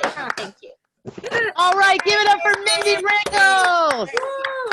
Those are words to live by. Always tip the grave digger. Always. The wrestler? I'm just happy that you buried the dog and the cat and you don't have them like, you know, we used to have to, you know, make a hole in the backyard for our dogs and cats, Mindy. That's Florida. We've been walking over Brute for 20 years. That's Brute. Oh, no. All right, you guys. So the next comedians we have are Stephen Ballo, Jody Oliver, Nancy Levine, and Eric Newman chipped in. He's here. So let's get it going. All right. So give it up for Mr. Stephen Ballo. Yeah. Hey, Steve. Hey, everybody. Hey. How you doing? Did everyone have a good Prime Day? Yeah. Yeah. I feel like it's a real holiday. It's for you don't know, it's an Amazon holiday where they funnel tons of cheap Chinese crap into everyone's home. But I love returning stuff with Amazon because they really don't care. Like you know, they send you cheap crap and you know it's gonna break. And one thing was I got an imported male home fertility test and it didn't work. So it's supposed to show you 2 lines if you got good jizz, and then 1 line if you're shooting blanks, but on mine it showed up with nothing, so I guess that means I don't exist. I asked them to send another one, and they said, "Oh, could you send the old one back?" And I was like, "What?" And then I realized I had overheard like a fun fact that sperm contains trillions of megabytes of data. So I guess this is a new avenue for data collection that Amazon is looking into. But in positive news from the tech giants, it looks like Facebook's finally banned Holocaust denial from their platform. It's a good thing. But it was a tough fight, though, because all the Holocaust deniers, they said it was part of their cultural heritage. I mean, many of them even documents that showed that their families had been denying the Holocaust since they came to the U.S. on the Mayflower. It always seems, Holocaust denial always seems pretty idiotic to me because, I mean, the Germans did it and they keep the best records of any human beings on Earth. So this weekend was my wife and I's 5th anniversary, and we like to go. Thank you. It's an accomplishment to say the least. We like to go up to New England for a little peeping. I mean, leaf peeping, you know. So this year we decided to drive up to Portland, Maine, and it's like 4.5 hours to get there. So my wife suggested we listen to some serial killer podcasts, like kind of news stuff, and and you know, 4.5 hours of that, you just start to zone out, and you wonder like how these people can be so excited and calm when they're describing things like, so when the mother's back was turned, he made his move and snatched the young girl. He would chloroform her and take her to a gas station across town. It's there that he would dismember her while she was still living and eat her liver. So 4 hours of that, and now I'm dead sure that I'm going to be kidnapped at this B&B. So we pull up to this bed and breakfast, and it's one of those 1800s jobs, as you know, so it's old as fuck. And this one is scary as shit because there isn't one light on in the whole fucking thing. So it's late at night. I'm thinking, okay, it's only 4.5 hours if we have to drive back. But my wife's like, no, we paid. They took the money. We're going in. So we go in. And through the front door, there's just one dusty light bulb hanging with a key, with a letter with our names on it. And I'm like, you know, we're just asking for it at this point. And my wife turns on her little camera flashlight. And, you know, I said, you know, keep it low. Like, I'm just going to go Rocky IV with this. Like, if we die, we die. I don't want to be informed of before the fact. Thanks, everyone. Yay, Steve! Hey, Steve! I'm glad you didn't die. Woo! Thank you. Me too. Yay! Give it up Happy for Serial anniversary. Killer Weekends. Yeah. All right. Happy Well, let's give anniversary. happy anniversary. Thank you. 5 years. What's the gift for 5 years? Paper? No, that's the first one. And after that, I lost interest, so I don't know. Pizza. All right, so our next comedian has done a lot of work on amping up her background. So let's give a warm Gladys's virtual comedy room welcome to Miss Jody Oliver. Yay! Hi, everybody. Woo! Jody. Jody. Hey. Hey, Jody. Hey, Jody. Hey, Jody. Hey. I'll tell you something. I got busted for using cocaine in the ladies' room of a diner. And the cops tell me I get to make one phone call. And I said, good. I'm calling my dentist. He'll tell you it's not cocaine. It's too white, me, you morons. Well, I finally get home from the police station, and I couldn't wait to get into the shower. And I'm singing, "Don't Rain on My Parade," really, really loud. And the whole bathroom ceiling caves in. And there's plaster dust all over me. And my bathroom's a total wreck. Well, at least now it matches the rest of my apartment. And I'm thinking, too bad my mother's not here to see me now. She always wanted to see me dressed in all white. And I'm naked. And I look up. And there's this huge hole in the ceiling. And this awesome looking dude is staring right down at me. And I ask him, "What are you looking at?"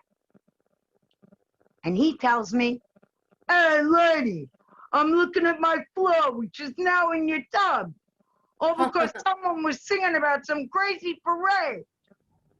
Oh, and lady, you need a plumber. I'm a plumber. You want me to come down and fix your pipes?"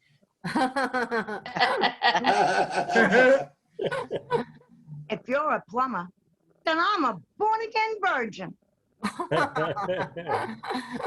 Would you be so kind as to get your head out of my hole?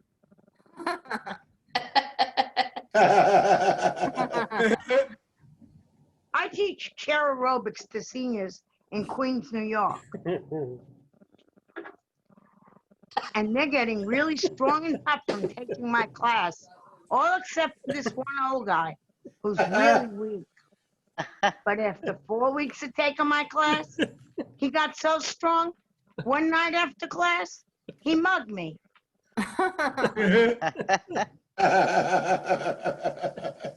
You should see some of the clothes they wear.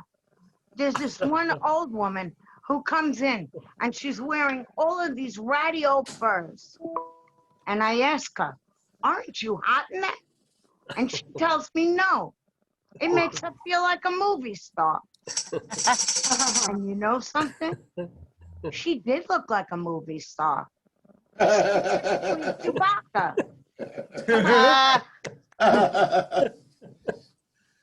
And my seniors are from all over the world. China, India, Puerto Rico. Puerto Rico. And I'll tell you, when I walk into that room, that classroom, It smells like an international rainbow of bad breath.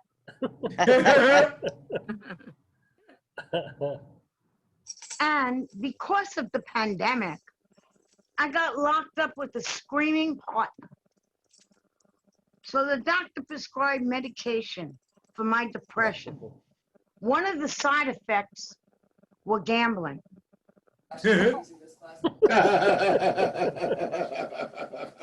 I felt better.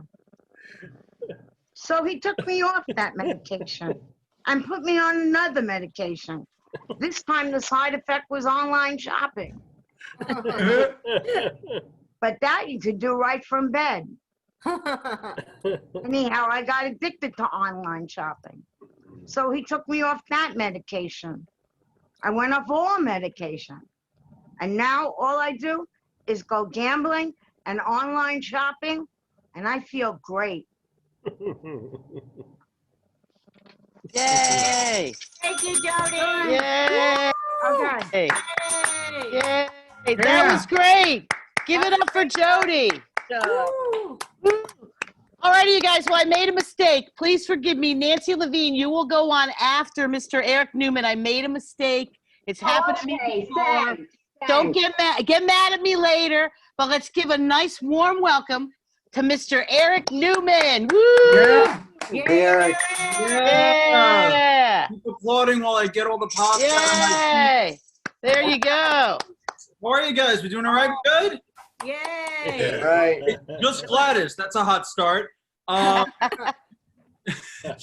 happy to be here. This is how we have to perform right now. Virtual shows, this is how we have to do it. I told my mom that stand-up is phase 4, and she goes, I'm so happy you finally admit it's a phase. Which phase of my life called my career. Thanks, Mom. That was a Long Island Jewish accent, in case you're wondering. Both my parents are Jewish. Turned out to be the only thing they had in common. You could laugh or cry at that. Both are appropriate. There's a lot of anti-Semitism going on. A lot of anti-Semitism, and I only agree with most of it. I was walking divided the virtual chat, huh? I was walking out of my building the other day and I saw my doorman, Mark. I'm only telling you this to let you know I have a doorman. I'm doing very I was like, hey, Mark, how's it going? He goes, not so good. I just got suspended from Facebook for 30 days again. And the second he said again, I'm like, it's probably his fault. Matter? You got suspended more than once? I was like, well, why did you get suspended? And he goes, I just posted a quote. It was a Hitler quote, but it wasn't about the Holocaust or anything. Just a regular quote. I was like, oh, just a regular inspirational Hitler quote? Just a feel good, uplifting Hitler quote? True friends are always there for you. Adolf Hitler. No, you can't. It doesn't matter. You cannot post it. And then he got defensive. He was like, whoa, my wife's Jewish. I'm like, yeah, she's probably the one who reported you on Facebook. It's pretty obvious. So my goals in life are to avoid anti-Semitism and my battery life on my phone. That's my phone. That's my priority. But what I realized is your battery life on your phone is very dependent on which phone you have, right? Because if you have the iPhone 10 and you're at 20% battery, you'll probably be fine for a while. But if you have the iPhone 6 and you're at 50%, you have like 2 text messages left. It's the exact same way with nationality, by the way. Like if you're 80 years old, but you're Japanese, you'll probably be fine for a while.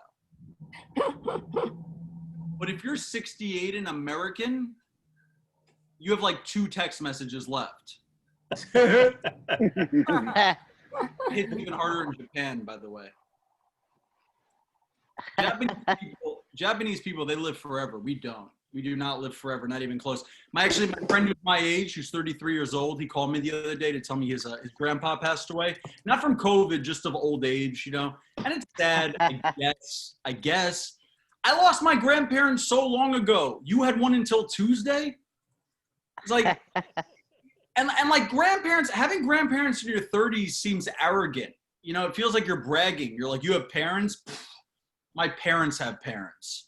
I have so many extra parents, I don't know what to do with all of them. That's how many parents I have. And grandparents are nice to have, but they're not essential. You know, they're like the phase 4 version of people. Just non-essential human beings. I feel like your grandpa's like your appendix. You know, you could afford to lose it. Your dad is like your kidney. If you lose it, you'll be searching for a replacement. And by the way, I wanted my stepdad to replace my dad, but my stepdad turned out to be a new kidney that my body rejected. My stepdad, we have such a weird relationship. The only reason I would ever call my stepdad dad is because I know how much he'd hate it. Just be purely it would just be out of spite. You know how like bratty kids will yell at their step-parents? Like, you're not my dad. When I get mad at my stepdad, I'm like, you're my dad. And he yells back, no, I'm not. Don't say that. He's a weird dude, man. He's got no social etiquette. We all went to my girlfriend's family's house a few weeks ago. We walk in. My girlfriend's mom goes, can I get anybody some water? And my stepdad says, I'll have a sandwich. You guys remember what the options were, right? Water or no water. No substitutions or modifications allowed. Here's how weird this guy is. He does laps in swimming pools without lap lanes. Oh. In circular pools.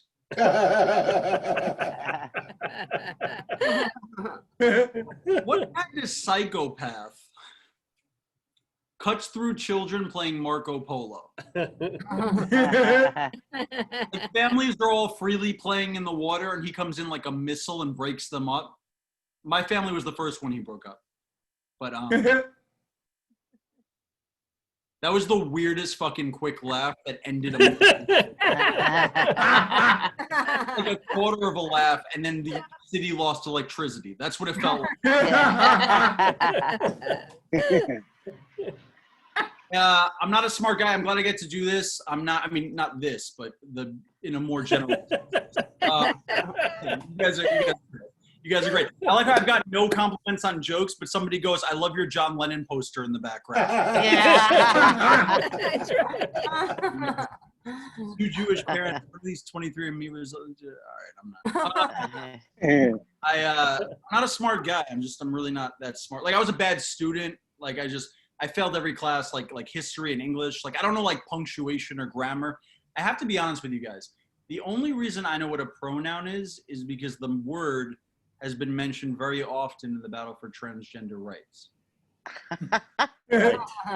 Right? Everybody's like, use the proper pronoun. I messed up at first because this person I knew from childhood recently transitioned from a man to a woman. And I was talking to my friend about it the other day. I was like, man, he transitioned so quickly. And my friend goes, Eric, that's the wrong pronoun. I was like, oh shit, sorry. He transitioned so fastly.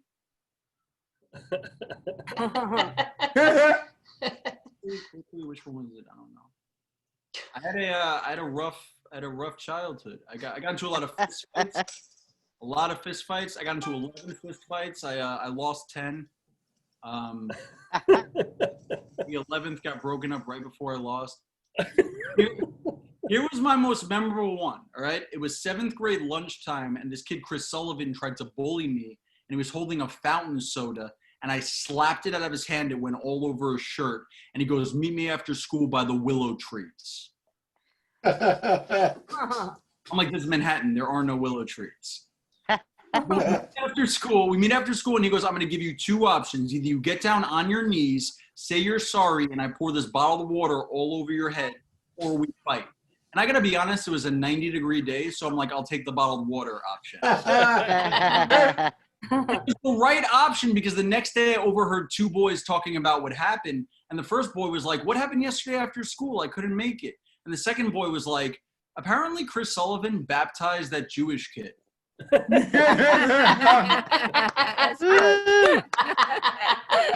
And then he beat the shit out of him. But before that, You guys have been so much fun. Thank you, Gladys. Yeah. Eric. Woo! All right, Eric. Thanks for coming over here. Thanks to USA. 90% of you for muting your fucking audio. We have a muter. Oh, you do? We have a mutual bouncer. We do. We have a virtual bouncer. Yes. Virtual bouncer. Yeah. G's my fault. fiance. I'm in the streets. Yeah. Wow, you really. All right. Well, we have 33 more comedians to go before the Q&A, so let's keep it going. All right. Give it up. All right, so the next group of comedians, I'll try not to fuck up again, will be Nancy, Richie the Head, Veronica, Gladys. Then we're going to have Jose, Jeff, Hugh, and Lori. So let's make it for this is just like fucking Quentin Tarantino, the grade 8. All right. Give it up for Miss Nancy Levine. Yeah. Nancy. Ooh, great background. Yeah, very sexy. I got the blue screen. I got the light. I got the fake ghetto microphone. I'm really pitching. Yeah. So anyway, yeah, it's really great to be here tonight. But you guys may have noticed that I have a little bit of a tremor. And it's not because I'm nervous. Oh, no, I mean, you know, this ain't the Tonight Show. Little comedy hour, whoop-de-fucking-do. But anyway, I do have something called essential tremor. That just means that my hands shake a little bit, but it's okay. Everything's fine. I mean, I can play the maracas really well. He never complains that I don't move in bed. So I've been married for a really long time, and I'm going through the change, which means I sweat a lot at night. The other night, my husband comes into bed, says, "Ew," and asks me if I peed myself. That's when you know the romance is over. We have sex so seldomly that I go to my gynecologist for foreplay. Hello, Dr. Rosenthal. It's Nancy. Yes, I'd like to make an appointment for my next checkup. Well, yes, I know weeks, but you can never be too careful. See you soon. Get the wine. So anyway, I also started substitute teaching. Why? Because I fucking hate myself. Hey, listen, everybody, I said substitute, not prostitute. There's a big I mean, one is a demeaning, dead-end career that destroys your soul. The other is prostitution. Oh, anyway, so they set me up with this second grade class. In second grade, I'm thinking, oh, how cute, 7 and 8-year-olds. Yay, it's going to be so much fun. Wrong. 27 Adderall-laced monsters who would stab you with a crayon in the eye for a fruit roll-up. So anyway, they wanted me to teach the new math. One problem, I don't know Common Core math. So I had to read the book, which really pisses me off because I didn't take this job to fucking learn anything. Let me ask you guys something. What's 8 plus 5? 13. Wrong, that's the old math. The new math, they want you to break down the 5 to make the 8 a 10, and then you have to figure out how many more it takes to make the 8 a 10, which is 2, and then you take 2 from the 5, which is 3, and then you add 2 5, and then you add the 8, and then you have 13. Isn't that easier than just adding 8 plus 5? It's one of the hardest things I've ever done in my life, and I've given birth 3 times. I was drinking wine out of a juice box at 10:30 a.m. So anyway, so it's lunchtime and one of the little boys starts crying because somebody stole his pretzels. Well, who the fuck who? I needed something to absorb the alcohol. So he's standing there crying and I'm thinking, oh, should I give him a hug? No. These kids are so disgusting, what with their snotting and their wheezing and coughing. It would be like hugging a public toilet.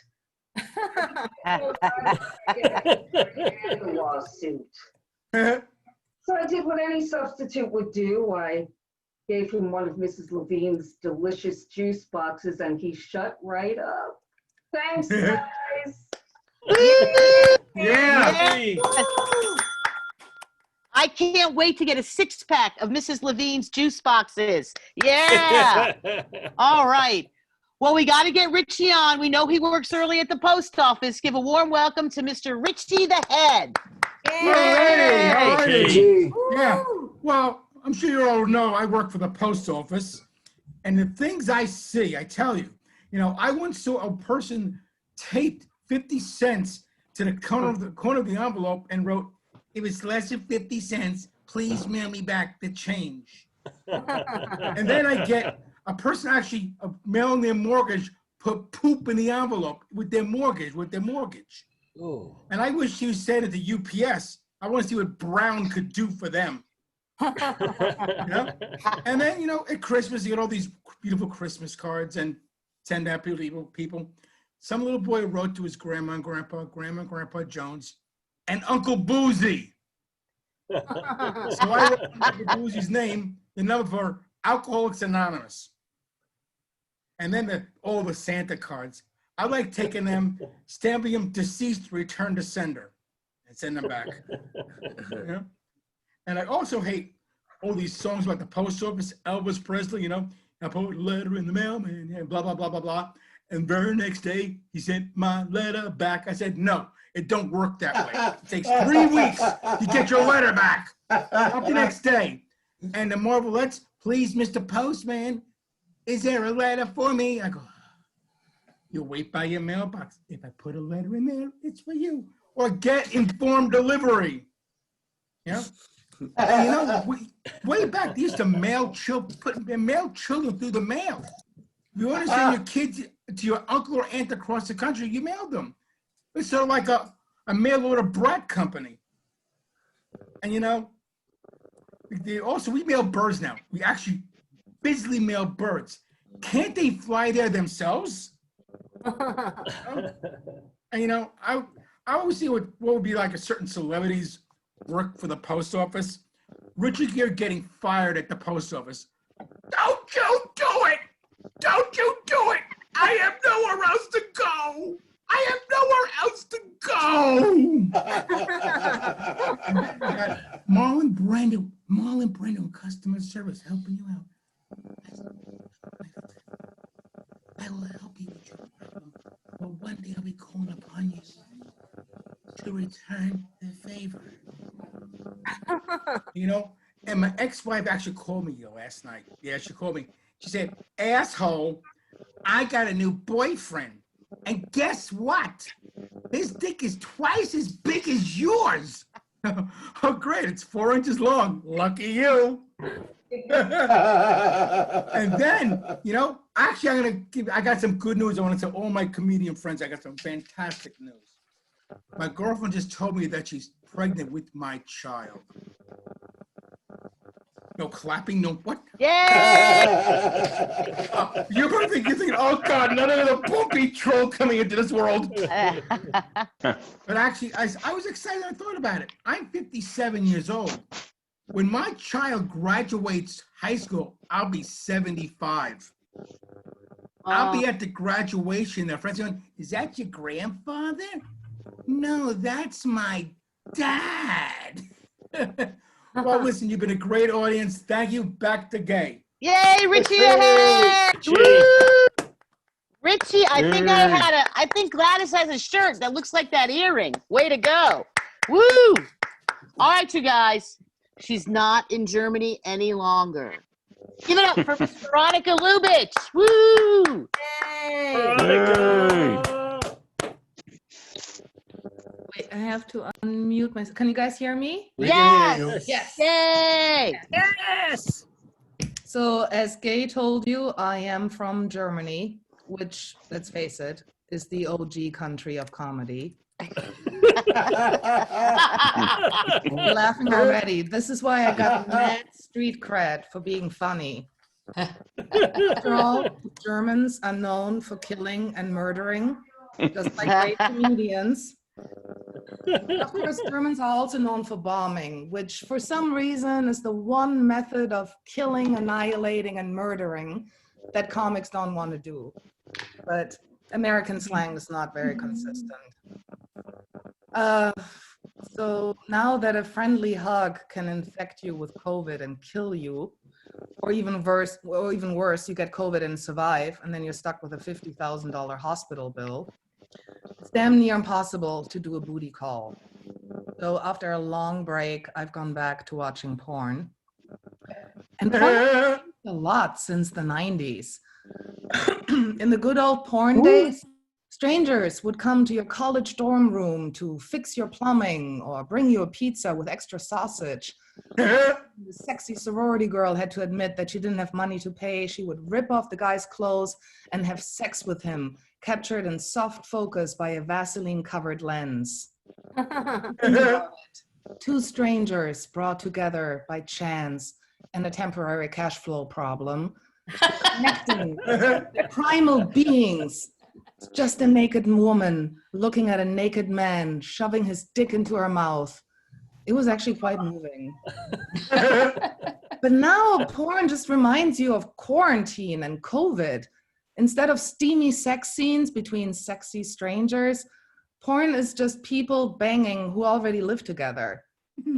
I mean, porn just added the word step to family members and called it a day. No costumes, no setup, just a naked man fucking his naked stepmom or stepsister or stepdog. Oh, no, that's a different category.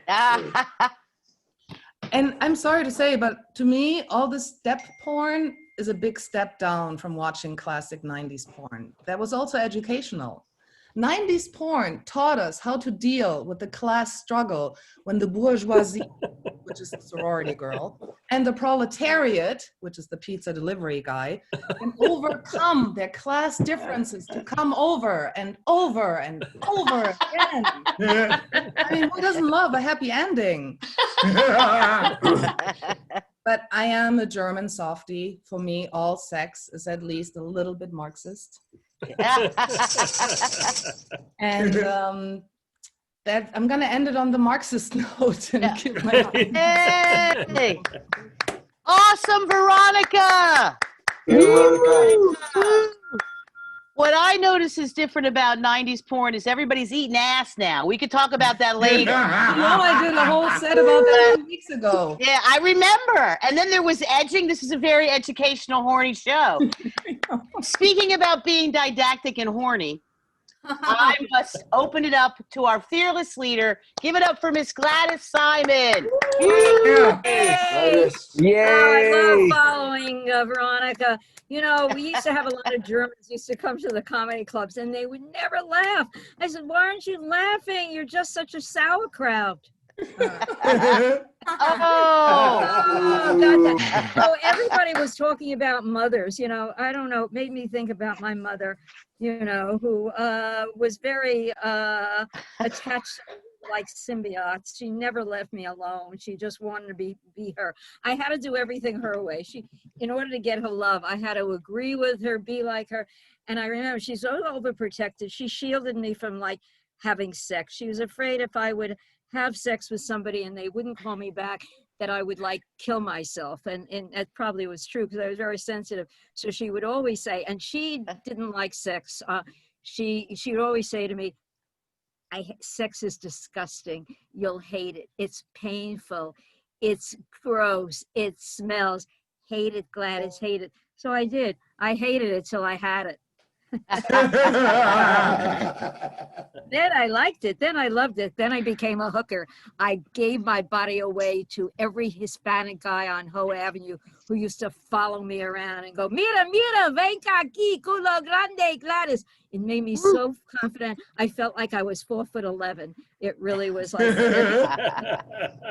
So my mother always complained about my stepfather. My mother remarried again to Philip, and Philip died. He was 98, and he still lived at home with my mother. Okay, really. Anyway, I used to say to him, Philip, what's your secret to your long life? All my friends want to know. And he opened a drawer in the bedroom and he pulled out an issue of Playboy magazine from like 1918. And it said, orgasms keep men living longer. And I was thinking, you see, the more you come, the longer it takes to go. I was thinking, imagine how long he would have lived if my mother slept with him. Yeah, she was always complaining about Philip. I mean, oh, your stepfather, so difficult. He said, you know, your stepfather's first wife did not die of a heart attack. She fell out of the window. I think he pushed her. What should I do? I said, don't stand near the window. And she was always calling me, and he was very angry at her because she would deny him sex. She didn't want to have sex with him, and yet she walked around naked in the house with her big boobs and would tempt him. And she would call me up and she said, Philip is burning holes in the shower curtain. Could you ask Dr. Schmertz what that means? So I would ask Dr. Schmertz. And I would say, Ma, he's very angry. He wants to shtup you. She said, shtup me? Are you kidding? I'd rather throw myself out of the window. That was my mother. And I would bring her, I would bring her to a club when I first started. She complained, but I complained too. You know, you get the worst things from your mother. I love to complain. It's like an attachment. I feel connected when I'm complaining. My mother would complain. I remember I took her to a club and we gave her dinner and she'd go, oh, this is so cold. This is so cold. I said, Ma, you're eating ice cream. Bear with it. I just have to tell one quick story. My mother, she was an entertainer. She was a singer and she did jokes. She performed in the Catskills. They called her the Bombshell. And I got you ever get a text from somebody on your phone and you don't know who it is and you go, who is this? I don't know who this is. Yeah. And I get this text and this man, I guess it was a man, he's saying, was your mother Rose Markowitz, and did she perform in the Catskills, and did people know her as the Bombshell, and are you Gladys Markowitz? And I said, yeah, who is this? He said, it's Sidney Gold from 60 years ago. Remember, we were at the same bungalow colony and we performed together. We sang, we're a couple of swells. I said, well, who are you? He said, Sid. Wait a second, I remember, you're Sidney Gold, who entertained and wore a dress in an act. Are you dressed up as a bride? I said, yes, let's talk. Anyway, we got to talk. It's somebody I haven't seen in many years. He loved my mother. He's the only one that knows my mother was an entertainer that was fabulous. And actually, we talked on the phone, and then he said, you know, I said, how did you get my number? How did you know? He said, well, I'm in the entertainment business. I'm an agent. I said, really? He said, yeah, I book the Catskills. I book Vegas. I book overseas. He said, I could book you. I said, well, I don't want to go anywhere. I said, well, who else? He said, and my son is a comic. Really? Who is your son? You know who his son is? Elon Gold. Does anyone know Elon Gold? Elon Gold. Yeah. Elon Gold is his son. Could you believe that? Nice. I said, yeah, and we met. Let's meet. And he always had a crush on me. You know, I must have been 12. And his wife came along, and his wife said, she was your first girlfriend. And he said, she didn't like me. I said, yeah. I said, I was in love with Jack Goldstein, who was 45 and fucking the maid at the Shady Grove Hotel. But anyway, we're friends now, and that's it. I have nothing else to say. I want to get that story in. So it's dedicated to my mom. Yay, Gladys! Yay! The Bombshell. All righty. Give it up for Gladys and her mom Gladys. stories. Not only is she up at 2 a.m. helping out Isabel, she's also helping out everybody. Yay, Gladys! Yay. All righty. Well, the next 33 comedians are, you know them, you love them. The next comedian up is Mr. Is his name Jesus? No. No, you know, no. It's Jose Angel Diaz. Yay! Yeah. I love following Gladys, but that's because I'm a Puerto Rican from the Bronx. Oh! Ay, que culo grande. You know, I'm going to say something to you because Jim is here and I'm going to translate in a second, right? Because we used to see girls walking down the street like Gladys and say, Oye, mami, todo eso es tuyo. And she would say, no, mitad tuyo. Which means, hey, baby, is all that yours? And she'd say, no, half is yours. As for Jim. Anyway, as you can tell by my backdrop, I was watching the Amy Coney Bryant, Barrett, whatever her name is, all week long. You know, not from the Bronx, and Debbie can appreciate this because she did a lot of talking, but she ain't said shit.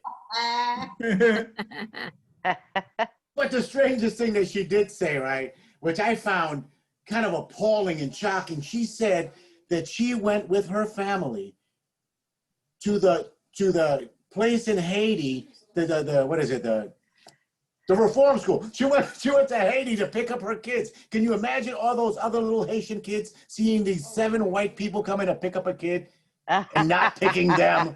Holy shit, that was the rest of them blew smoke at them. Damned forever. So Joe Morgan is dead. Yeah. Oh. Joe Morgan, a Hall of Famer, batted .267 lifetime. He died also, I think. Oh shit, you didn't know? Yeah. Also died with the same year as Lou Brock, Horace Clark, and Whitey Ford. Whitey Ford, probably the only guy that saw Babe Ruth hit his last home run in 1935. Because you know that all the people that hit all the greatest hits back in the day, most of them were like before 1935. The only guy you know now that hit something was, who was it? Pete Rose, I think, had the most singles ever, 350 something. The rest of those guys played back in the 20s. You know that Babe Ruth hit 714 home runs, and he was on enhancing drugs, right? He was on what? Alcohol. Alcohol, beer, bourbon, and baseball is what they called it back then. You know why Babe Ruth hit so many home runs? You know, he would pitch a game and hit home runs in the same game. You know why? Because he would get all the outfielders drunk before the game. And back then, they didn't have fences, right? It was almost like playing cricket. Anybody play cricket? No. No, you never played cricket. It's like playing cricket, right? If you hit the cricket through the wickets, you can run back and forth, back and forth, back and forth. Since all the outfielders were drunk, he'd hit a home run and be able to score 10 runs at the same time. It's a visual joke. So, you notice I'm going back to Amy. She didn't want to talk about global warming, right? And I want to talk a little bit about global warming because we have all these conditions in the air that we name by Spanish names, right? El niño, la niña, y derecho. Why don't they just go the boy, the girl, and straight? Because that's what they mean in Spanish, right? When you translate it, why did they put these things in English? Like the Nina, the Pinta, and the Santa Maria. The little girl, the pint, and I'm going to St. Mary's. St. Mary's holds a meeting every Wednesday at 12 noon. I just figured I'd throw that in there. La Nina, la Pinta, y la Santa Maria. My name's Jose Diaz. You've been fun. Thank you very much.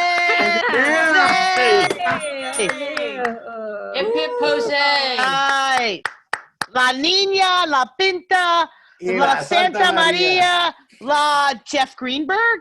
I don't know if it works. Give it up for Mr. Jeff Greenberg. Hey. Oh. Jeffy, you're muted. He's coming. Here we go. How's that? Jeff! Yeah. Thanks, everybody. You're doing a great job hosting. Yeah, thanks for having me. Thank you. All right, let's get caught up here. Yeah, the Jews in Brooklyn, they're still gathering. In fact, Anthony Fauci has renamed the disease just for that section. It's called COVID. COVID. Oh, God. Oh God. Let's see. Good to see Veronica Lubitsch again. You know, always loves. Yeah, Veronica. You know, a few weeks ago, she showed me pictures of when she was a little girl playing, and you know, I didn't realize she had a Klaus Barbie doll. You know. Oh my God, that's horrible. That's horrible. So. All right, so let's see. You know, Gladys, you had mentioned the bungalow colonies. You know, the bungalow. And I used to stay with my grandfather at Sheppy's Deluxe Bungalows up in Monticello. And I would ask my grandfather. I say, "Hey, Grandpa, why do they call these deluxe bungalows? What's the difference between that and a regular bungalow?" And he would say, "Jeffrey, because we could fit a cot in the kitchen. That's why it's a deluxe bungalow." Oh, in fact, my grandfather, you know, they never wanted to watch me, you know, because I was there for a few weeks and I wanted to go swimming in the lake. They had this little lake there and they didn't want to be responsible for me. So my grandfather would say, "Jeffrey, you don't want to go in that lake. Last summer, a little boy your age, he drowned in that lake."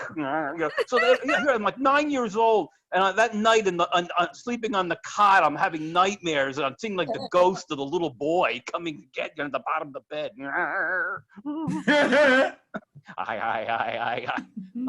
So anyway, all right. So off of the bungalow colony topic here. Yeah, so there's all this, the COVID's going around all over the place, all over the White House and everything. You know, you had Chris Christie. He was, you know, he misunderstood at that event. He thought it was going to be a super spread. And then he called the hospital, and the hospital said, "Come right in, we'll take care of it. It'll be a piece of cake." And he was so disappointed when there was no cake, you know.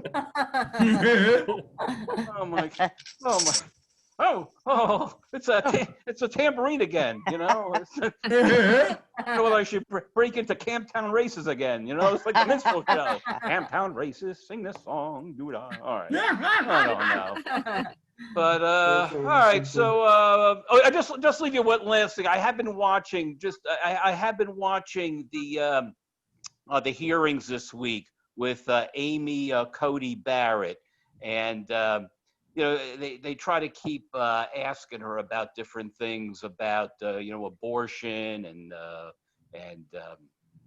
climate control. I mean, climate change, everything. It's amazing. But she wouldn't say anything. She wouldn't say anything about abortion except that she is in favor of partial birth abortion, as long as the person getting the abortion gets some sort of a discount since it's partial, you know. Maybe like all right, I'll let everybody get back down to the planet Earth here. Yay! All right, Jeff. Give it up for Mr. Jeff Greenberg. We're all back on Earth. All right, and here is one of my most favorite Earth inhabitants. Give it up for Mr. Hugh Chatfield. Hugh! Hey, Hugh! Hey guys, in 1987, I had a severe brain injury in a car crash, and I was on my way to Harvard Law School, but I didn't get in. And I didn't get in just like my friend Jesus, because Jesus, he got nailed on his boards. So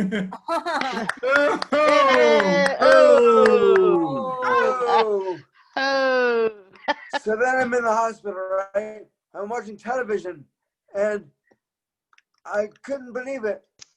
I had a brain damage, but no matter how long I watched, there's never one rerun.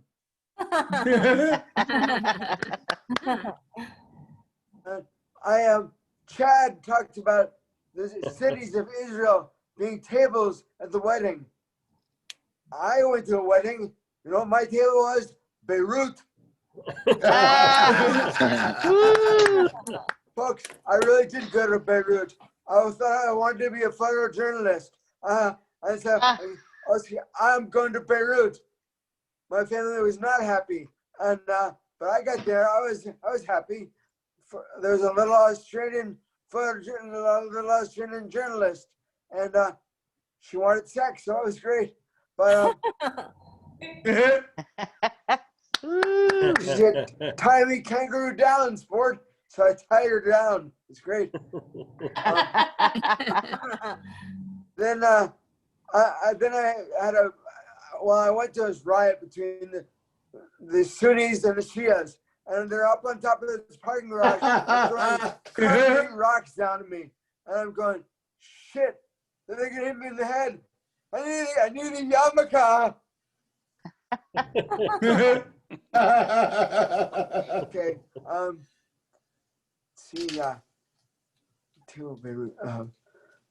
Then I met Hassan Nasrallah. I'm looking at the guy, he's big, he's with his black hat, his black beard. And I go, buddy, I know a really good barber, because you need a shave.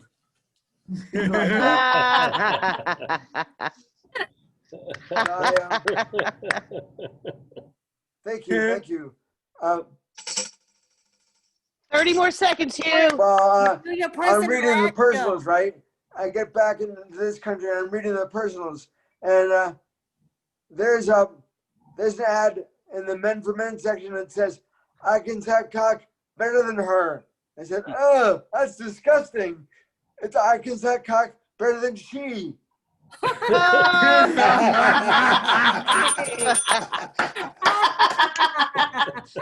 And then I go to this girl and I say, "Hey, baby, there's no point in getting in my pants, because what can't get up can't get out."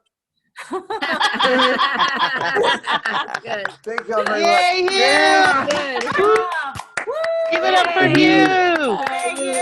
Yeah. Grammatical blowjobs by Hugh Chatfield. Yeah! That was great. See, a whole new movie genre. All right. We've been here for a little bit, but our headliner is here. She's back in town. She's beautiful. She's vivacious. She's funny. And she's a friend of mine. Give it up for Lori Brownstone. Hey, thanks, guys. I am happy to be here, and I'm happy to be the headliner, which is code word for we forgot about Lori, and we're going to tack her on at the end of the show. That's what it says. I want to go back over the show a little bit. Oh, by the way, Gladys, no comments today. My hair is bad. I've got my Please Vote American hat on. I'm trying to lose weight. I'm going swimming. I ate really, really hot wings yesterday. My butt is killing me, and I had a needle this big shot into my foot yesterday. So I'm just in a great mood today. That's all I can tell you. That's all. So don't, But I want to go back over a couple of things that I think is really important. Mindy, it is so nice to have you back after your retreat in Malibu. I just came back from a retreat myself at the bodega around the corner. That was my retreat. I don't know how yours was. Nikki Paris, I just want to give you a little bit of word of advice. When you're 6 years old and you're singing Britney Spears songs, you don't need to put down future gay person. It's kind of redundant. Just kind of let you know that. And Veronica, who I see her name here, but I don't see her face. I just want to tell Veronica, well, I want to tell everybody about Veronica. I know the Germans are really good at things, and now she's really good at being a whistleblower for the Orthodox Jewish community. Gio and those guys found out. She is the whistleblower, and she's hiding now, like all Germans do when they found out. I did a couple of things on, I might as well be honest with you. Well, okay, I'll talk about the election for just a second. And I'm listening to the Amy Coleman Barrett stuff, and a lot of you are complaining, hey, it's boring compared to, the a couple of weeks ago feud between Trump and Biden. And as an independent Canadian, I just want to tell you that yes, I'm horrified that Trump was such a bully to Biden. It's not fair that Biden couldn't hear the answers coming into his earplugs. So it's not really fair, and I really think he should have stopped that. Okay, that didn't go over well. That's okay. Fuck you guys. Okay. trying to be neutral there. During COVID, I've had a lot of things on my bucket list, and I want to discuss it with you. Okay, I wanted to do a couple of things. I wanted to try cocaine and LSD. So it's on my bucket list. I'm sorry, and anal sex. So let me tell you about what my experience is. So all of a sudden, cocaine and LSD, everybody's sitting like this. I say anal sex, and everybody goes, what? Okay, so so I just want to point that out to you guys. So here's my experience with cocaine. A friend came over and had 3 lines, 2 long and 1 short. He rolled up a $1 bill, sniffed the 2 long ones. It was my turn. I'd never done it before. It was a birthday thing. My birthday was in May. So I rolled up the thing and there was 1 line and I put it in my nose. I gave a little sniff, chickened out, never did it. For an hour, my nose was numb and I didn't feel a thing. There's my wonderful experience with cocaine. Then a week later, somebody gave me LSD and said, just put this under your tongue. I did. Nothing happened. So I'm going to tell you guys, don't do drugs. It's a waste of money and it fucking doesn't work. And that's my experience with cocaine and LSD. Now, sorry, I'm working on punchlines on that. So then let's just talk about anal sex a little bit. I promised my boyfriend, whose birthday is actually tomorrow, that I will finally decide to have anal sex with him. I promised him. So basically I drugged him and he's going to sleep it off for the next 48 hours on the couch. So that's going to be my experience with anal sex. So what else do I want to talk about? Oh yeah. Ancestry. You guys were talking about Ancestry.com, 23andMe. Well, I want to prove to you that I'm the worst Jew on the planet. My family's the worst Jew. I did Ancestry in me. It came out 100% Ashkenazi Jew. Do you know how many centuries that has to be? 100%. Until my oldest kid married a Mennonite. I broke the chain of 2,000 fucking years, and that's my thing. Finally, everybody is talking about their moms on the show. So I just want to say one thing. As people know, I'm 5'0", and my mother's a former runway model. And when I was about 10 pounds overweight, she sent me from Winnipeg, Canada, to a fat farm in the Catskills in New York. I mean, I was the thinnest person there. So there were kids there with stretch marks from their wrists all the way up. I just had 10 pounds to lose, nothing. But the best part about the camp, we snuck out at night through an open fence. The counselors didn't know. And we snuck out and we met with a fellow camp people, not a fat camp person. And we did contraband. It was great. They were smoking weed and we were eating Oreo cookies. Okay, that's it's so great to see everybody. And thank you so much. And just be careful what you say to Veronica. Thank you. That's my ending. Okay. Yeah, Lori. All right. So I just have 2 things for you, Lori. We call that hooter butt. When you eat chicken wings and it hurts the second day, that's hooter butt. And then cocaine, LSD, and anal was high school for me. All right, and that's our show, everybody. That was a great show. All right, so now it's that intrepid time for Q&A. I think we're going to go till 10:30 tonight. I can feel it. So I turn it over to Gladys. Yay, Oh Gladys. my God, what a great show. Oh, Lori, on anal, just remember, it only hurts for a little while. So go it and report next week if you're still I will. alive. So our topic, our question and answer this week, I come up with it every week, is about, the song is Breaking Up is Hard to Do. It's about deal breakers. What would be a deal breaker for you people out there? Now, some of you are still married. We're married, divorced, thinking of getting married, have a girlfriend. What would be the deal breaker for you? All right, I'll do mine at the end. And let's go to, well, Mindy got off. So let's go start with, I don't have a list, so we'll start How about with Richie? Who? Richie's got to go early. I thought he went to bed. No, I'm still here. He's still I there. was about to say goodnight. All right. What's the deal breaker? What's the a little bit question? about Richie. Richie's in a relationship with a lovely young woman, really pretty and smart and wonderful. And but you've been in a relationship how long? And what would be the deal breaker in your relationship? Let's see, 2.5 years almost. Wow. She gets LASIK surgery. Gone. Very beautiful. And no, she's not pregnant. That was just a joke I thought up last few days ago. She's not pregnant. You know, we don't need another bumpy troll. What's the deal breaker? Lie or cheat? That's about it with me. Once you break the trust or the bond of cheating or lying, there's nothing. I can't be there anymore. I agree with that. Biggest thing is a lie. Biggest thing is a Exactly. lie. And you know, lies always catch up with you, no matter how it could be a week, 2 weeks past. You know, and that's it for me. That's lying or cheating. Just let us know. Are you going to propose? Can you do it on the show? 2.5 years? We're both divorced, and we both like it that way. Okay. All right. Let's go to Nikki Paris. Night, all right. Got Good bedtime. night. Good night. I gotta lose your mail tomorrow, okay? Richie. All right. Nikki's not in a relationship now because we talk every night. I'm trying to get him to meet somebody, but he's very fussy. So, if you were in a relationship, what would the deal breaker be for you? I mean, there's deal breakers to even date. Like if you have long fingernails, like I'm out. If you have shit in your ear, like and you don't use a Q-tip. If you're uncircumcised, like there's so many. I'm very picky, and that's why I'm single. Because in my head, I think I'm like George Clooney, except with a hat on now. And that's why I'll probably be alone. But I'm gonna live in a house with a lot of pictures of me on the wall and be very happy. That's the dream. I don't want to date anybody. I don't want anybody bothering me. So Gladys tries to force me into dating all these losers, and I don't want to. I'd rather be alone. My God. Well, I mean, you show me the pictures on Grindr, and I think there's some really cute men there. So I think that you should give him a chance. Try 3. One of them will be good. All right. You know, I could follow you on a date. That's what I'd like to do. A virtual date.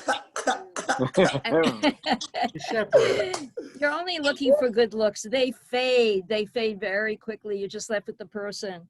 That's why probably it's best to be single and fuck around a little bit. You know, make a commitment when you're 80. All right, let's go to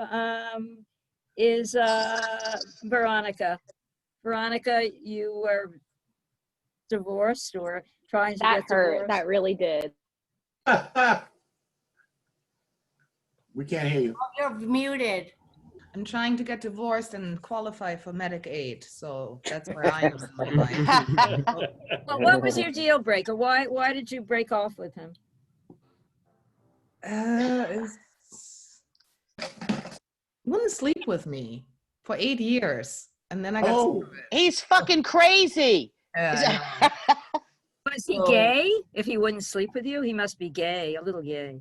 I don't know what his issue is, but he had a girlfriend very soon after we broke up, and she was tall and blonde and 10 years younger than me.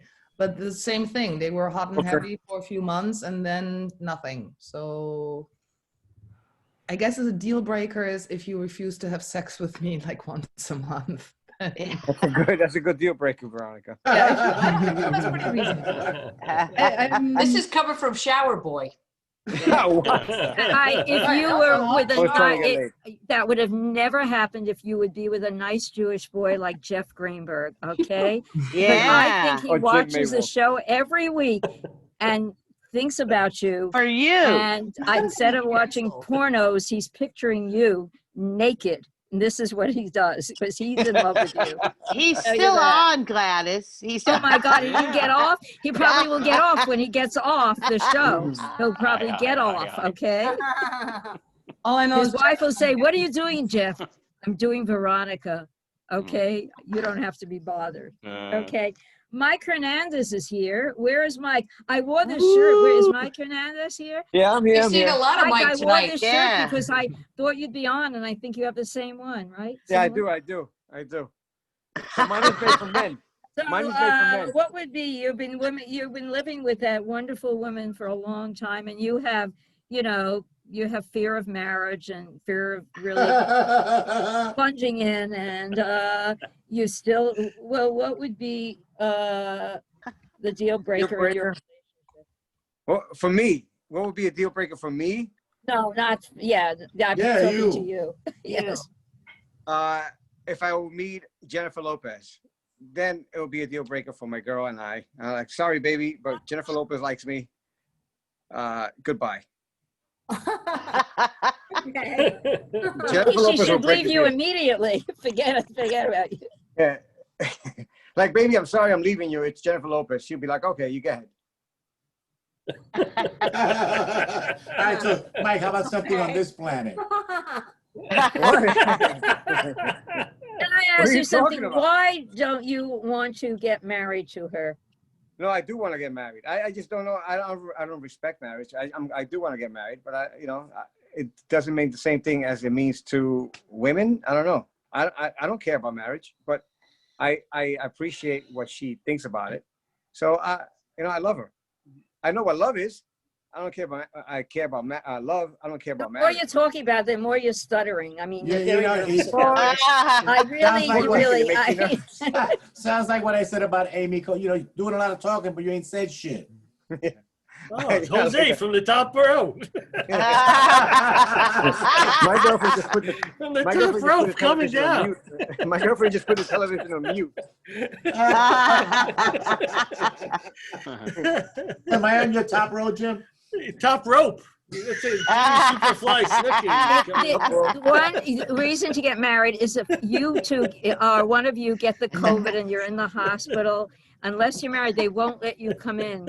She won't let you come and see you on the ventilator. Okay, so you know it's better for medical reasons. If that's just the reason that you should get married, just for medical reasons. You know, Just so for the ventilator. she takes your name. Oh, I don't care. But Mike, you do care. I mean, I don't care. I do, but I love her. I love her a lot, so much. But marriage is not fuck marriage. But you know, I appreciate what she, you know, what that means to her. But you know, it doesn't change anything. I love her just the same. Just saying is okay. That's enough. Okay, Yeah, we heard thank you very All right. much. Okay, Now that I'm starting sweating. let's just go to Jim Maywald, who is a very happily married man. But you know, who knows? It could all end one day. What would be your deal breaker?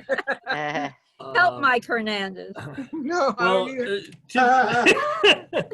typically, her leaving would be the deal breaker. You know, I usually haven't had much choice in making any of the deals in my life. So them just, you know, you come home one day and they would just be vanished. You know, vaporized. If they want to hang around, like I'm a long day, Gladys. If they want to be around, then I'm all in. You know what I mean? I'm all in. Like there's not much they can do wrong. Yeah, he helped me, Gladys.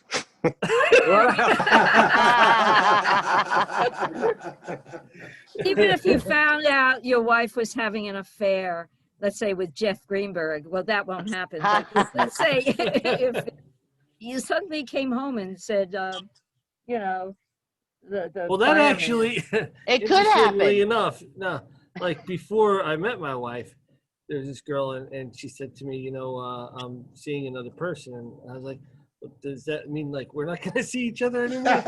So, you know, I'm a little slow to the, you know, wasn't quite piecing it together there. But no, Jeff, I mean, I know where Jeff lives. I have the addresses of everyone on the show here. As a matter of fact. And I thought earlier, Mike, I was waiting for Mike to be, you know, trying to break into the basement window. I saw him lurking about, man, in the darkness. Yes. Okay, we have a lovely single lady on the show. I don't understand it. Michelle Schwartzman. Michelle! Yeah. Ooh. Michelle, are you there? I'm here, but I'm not dressed, and not unlike Well, my that's show why. us. Just show your I don't head. go I and mean, just share show your, on Show during your the show. head. yeah. What's your face? What? What? Go what is into my- go into the Where is bed. she? Where Get is under the she? covers. I don't see her. Show She's us your head. invisible. I see Jim's head. Michelle. Michelle, we want Yes, to know yes, about. Gladys, my leader. What's the question? I know. What's the deal Question is, breaker? if you It's about breaking up with somebody. If your past relationship, what would be the deal breaker if you were in a relationship with somebody? It's cheating and lying. That's easy. I already had that breakup. So yeah, cheating was definitely the one. After 4 years. But yes, that would be a cheating. So Gladys, don't set me up with any cheaters, because I know you're dying to set me up with some. I know the men I know are too old to be cheating. Okay, don't worry. And don't set me up with them either. I'm going to interpret for everyone from now on. My fat face still on the screen for some reason? Yeah, it is. It is. It is. Your preference, Jim. You guys can change your own views, you know. Yeah. Terry Ann from downtown. Gladys, yeah. Where okay. Debbie, Debbie Baza. Debbie, she's had so many men. You've had a lot of boyfriends, right? Debbie? So wait. Wait. Who? With the whoas. The whoas. Okay, Debbie. Okay, what was the deal breaker with your husband? Why did you break up with him? Neglect. Whoa. I felt neglected. I felt, yeah, I did. And he put me down. You know, I'm talking about the first one. Then they died, so that's a deal breaker when they die. And had too many adult beverages. Bottles and James. Johnny Walker Black Label. Wow, he was fancy. Oh, he was a fancy man, yes. He did masks and everything. It's fancy.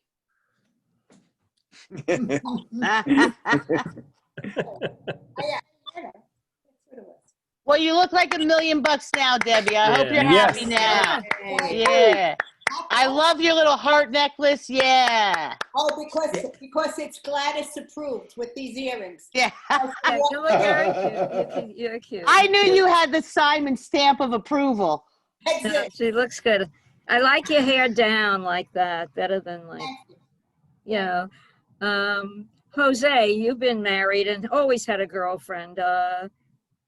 Who broke up with whom in your, or is it whom? I don't know. You mean every single one? You've always, I don't think you've ever been alone. You've always had a. No, I've had my spells of loneliness, not loneliness, lonesomeness. But I think my deal breaker is dishonesty and perpetual lying. Because once people start to lie, they start with small lies and bigger lies. And if you tell me a small lie, that means that you would lie to me about anything. Dishonesty is my deal breaker. Mine is too. My deal breaker, because I didn't mention, also was lying. My first husband was called Perry. His name was Perry I. Simon, and he had a big Cadillac, and on the back of his license plate, it was PIS, P-I-S. And he was always coming home from work late, and he called me on the phone. I said, where are you? I'm in my office. Which one? The one in Great Neck. I said, really? And right before that phone call, my friend had called me, and she said, I see Perry's car is parked in front of the bar. I said, how do you know it's his? Because of his license plate, P-I-S. I trapped him. And to me, there's nothing worse than a liar, right? I agree. Nothing worse. Yeah, Okay. Terry, where's Terry? Terry, you on here? I know, I think Terry. She was just on, yeah. Oh, there you are. Yeah, I saw you in your little show. Yeah. Mute. I'm here. I'm sorry. Well, you know, the wandering eye. I mean, if I were to act upon the wandering eye that I had earlier from Mike, that would probably be a but no, I'm a big proponent of you know, not lying and cheating. So you know, got to be straight and narrow. You veer off course, you're not going to get a chance to come back. I wonder if Hillary Clinton is watching this show. Yeah. Pretty simple stuff. She's looking for Bill. Gay, thanks, Terry. Gay, you're involved in a relationship for like as long as I know you. 21 years. Okay, is he 21 asleep? years. No, he's right here.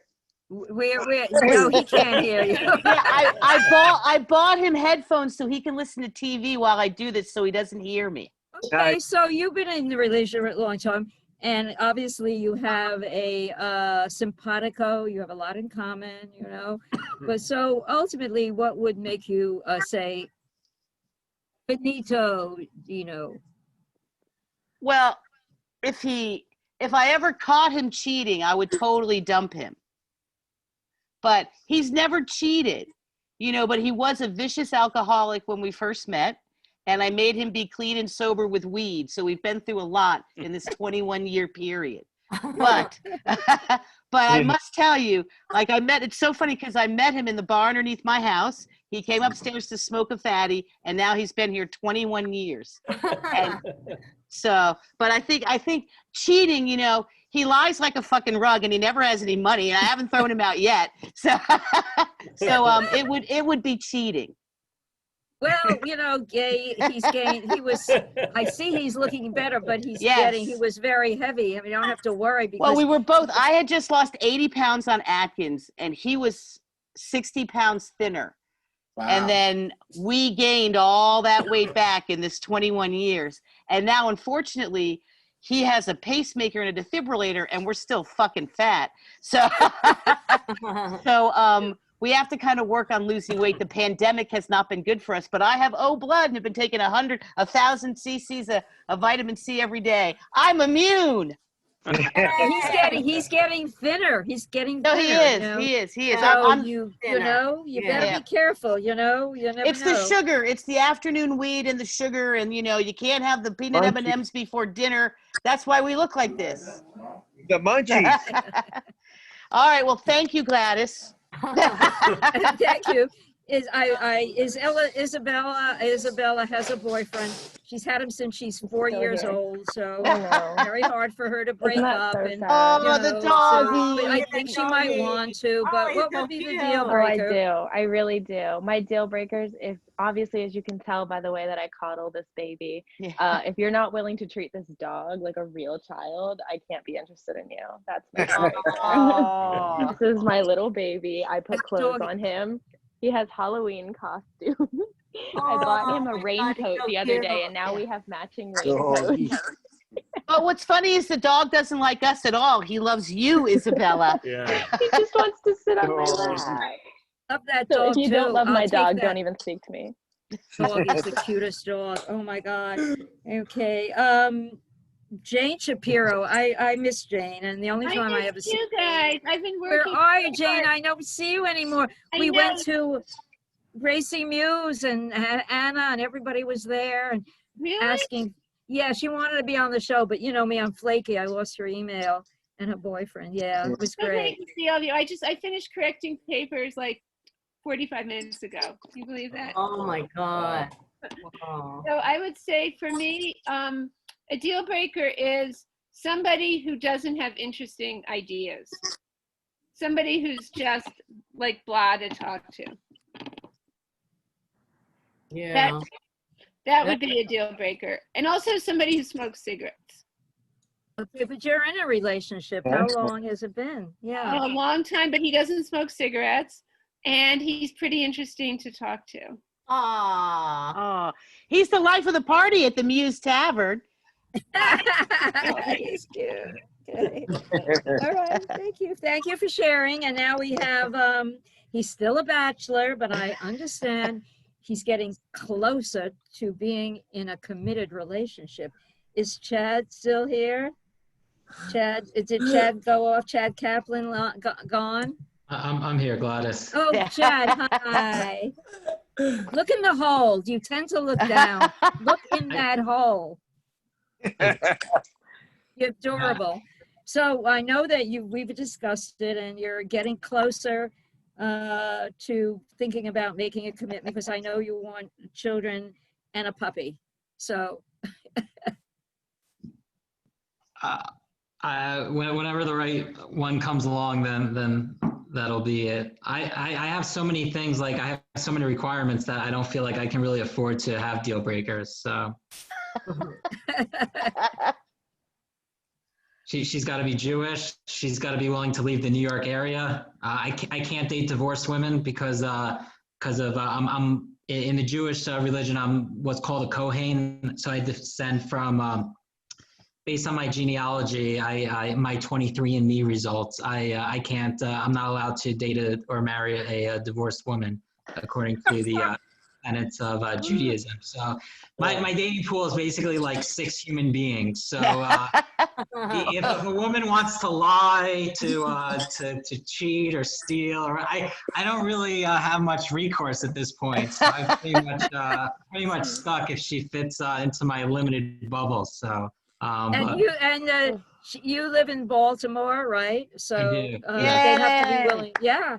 They'd have to be willing to relocate and move in with you, right? In your lovely still have a apartment. really good income in New York City in this post-COVID world, which is also becoming quite an anomaly.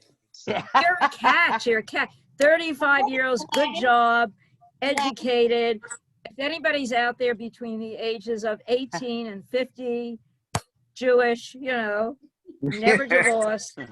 He's up for talking to you on this show. So if you know anybody, relatives. Isn't that Or part of the Jewish faith?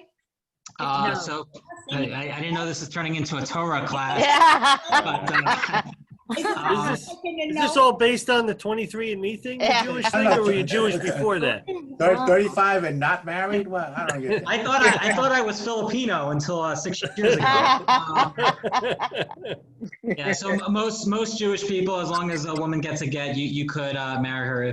Most Jews either fall as either Kohanim, Leviim, or Yisraelim. So if you're part of a Levi or Yisrael group, if a woman has a divorce, then you're good to go. But the Kohanim have additional restrictions. So. Wow, he talks like a rabbi. Yeah. Jesus Christ. Go, Ted, go. Put down the Bible. I'll now lead into he doesn't rate in this conversation. I don't know. I'm going to mute myself. You need a hot Rican from the Mechanics Theater in Baltimore. That's what you need.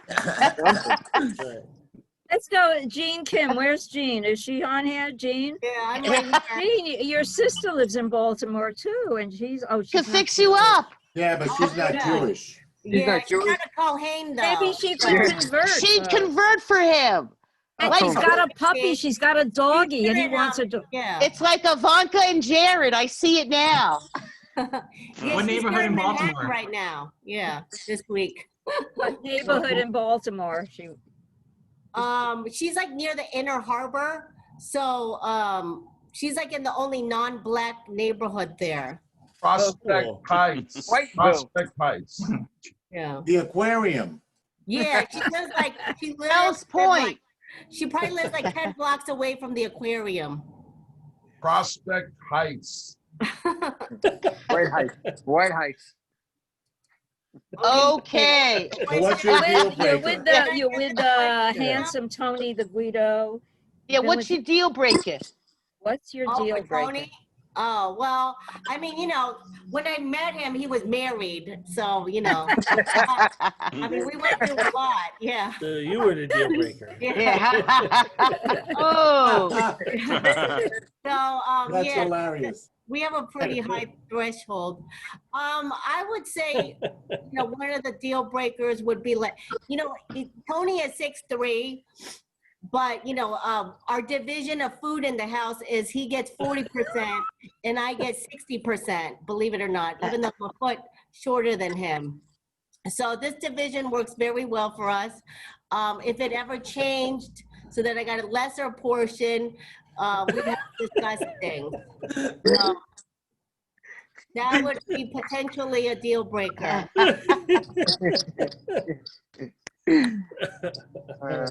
Dr. Gladys, you have I can see this is going to be you. It's going to be you forever. But where's Nick? Where's the Iowa? I'm right here. I'm here. Are you here, Nikki? Yeah, Nikki, I'm here. you here? Yes. You're in a relationship because you have a fiance. Yes. Really? And what is he like? Tell us a little bit about him because we get rid of that shirt. Where did you get that shirt? Oh my God, I love this shirt. Get out of here, Gladys. This is the painting. It's a Hawaiian shirt. Yeah. What are you, a Boogaloo boy? Come on, Nick. I just really like the Beach Boys. I can't help it. It's cute. Really into it. It's cute. No, well, my fiance, I would say the deal breaker for me is that my fiance has the same name as me. So if you don't have the same name as me, I would say like, no, it's over. Pretty much.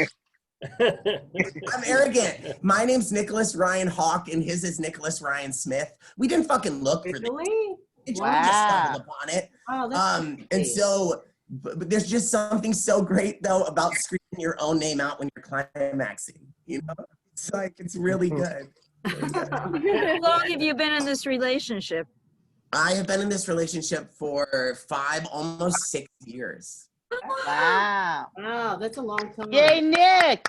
Yeah, honestly, I'm the one who's like, let's make this horrible decision. Let's go bungee jumping. And he's like, this is why that's not a good choice, babe. You know, like he's the balance to my crazy. So thank God for him, honestly. Aw. Yeah. Maybe we'll meet him. We'll meet him. I'm sure he's special. Yes, he's great. That's good. It's always here to hear something. How about the virtual bouncer? Where is the V? Yes, you called Gladys. Oh, what? Oh, deal breaker. Well, I live with Jeannie, so like I built up a really high tolerance for the insane. I'd say probably cannibalism and necrophiliaism and chronic flatulence. One of those three would probably end it. I want to stick with the living. I don't like any of that corpse fucking stuff. So. All right. I think we have Jeff is married to a lovely woman, and I know he's happy.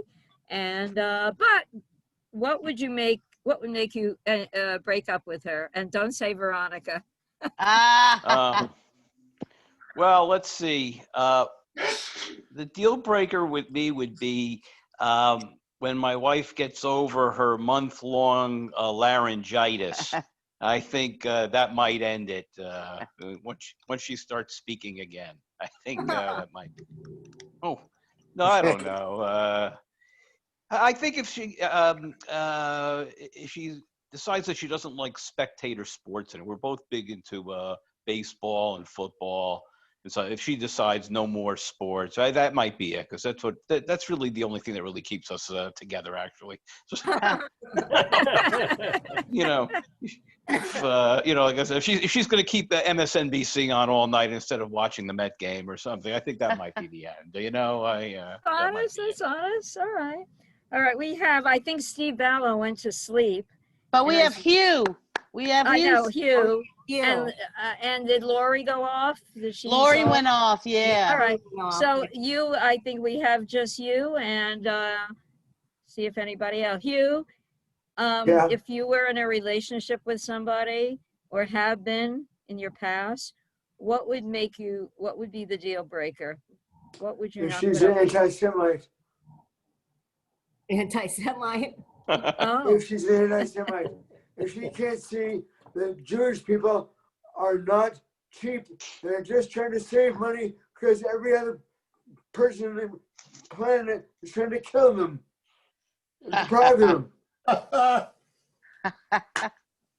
So that's it. Sorry. That's it. I think we've covered everybody. Has everybody, if anybody, you know. Are you Jewish, you? In my soul. We all started there, Jane. What is your real name? It's Hiram Schottfeld, right? That's it, yeah. That's Chaim Schottfeld. Chaim Chaim. Schottfeld. Chaim. That's SCHOTTELDT. Yossi. Schottfeld. Oh, I let the F out. Oh, well. All right. How many Jewish women are over in South Korea these days? Millions. Really? Is that a big population of That could be another option for dating. Indeed. Jews from South Korea? All right, well, is that it? Do we meet next week? Same bat channel? Yes. What about next week is our 31st show. How many have we done? Happy anniversary. Happy I'm starting to anniversary. count them in Jewish years, so it's our 9,856 show. Hey, everybody, And we're start ending waving. earlier. We're ending earlier this week. It's only 10:40. We ended earlier last time so we could see the debate. Oh, We ended at like okay. 10:20 last out of time. it was a fly. Yeah. Everybody start waving. I'm gonna shut it down. Goodbye. See you next week. Happy week. Bye.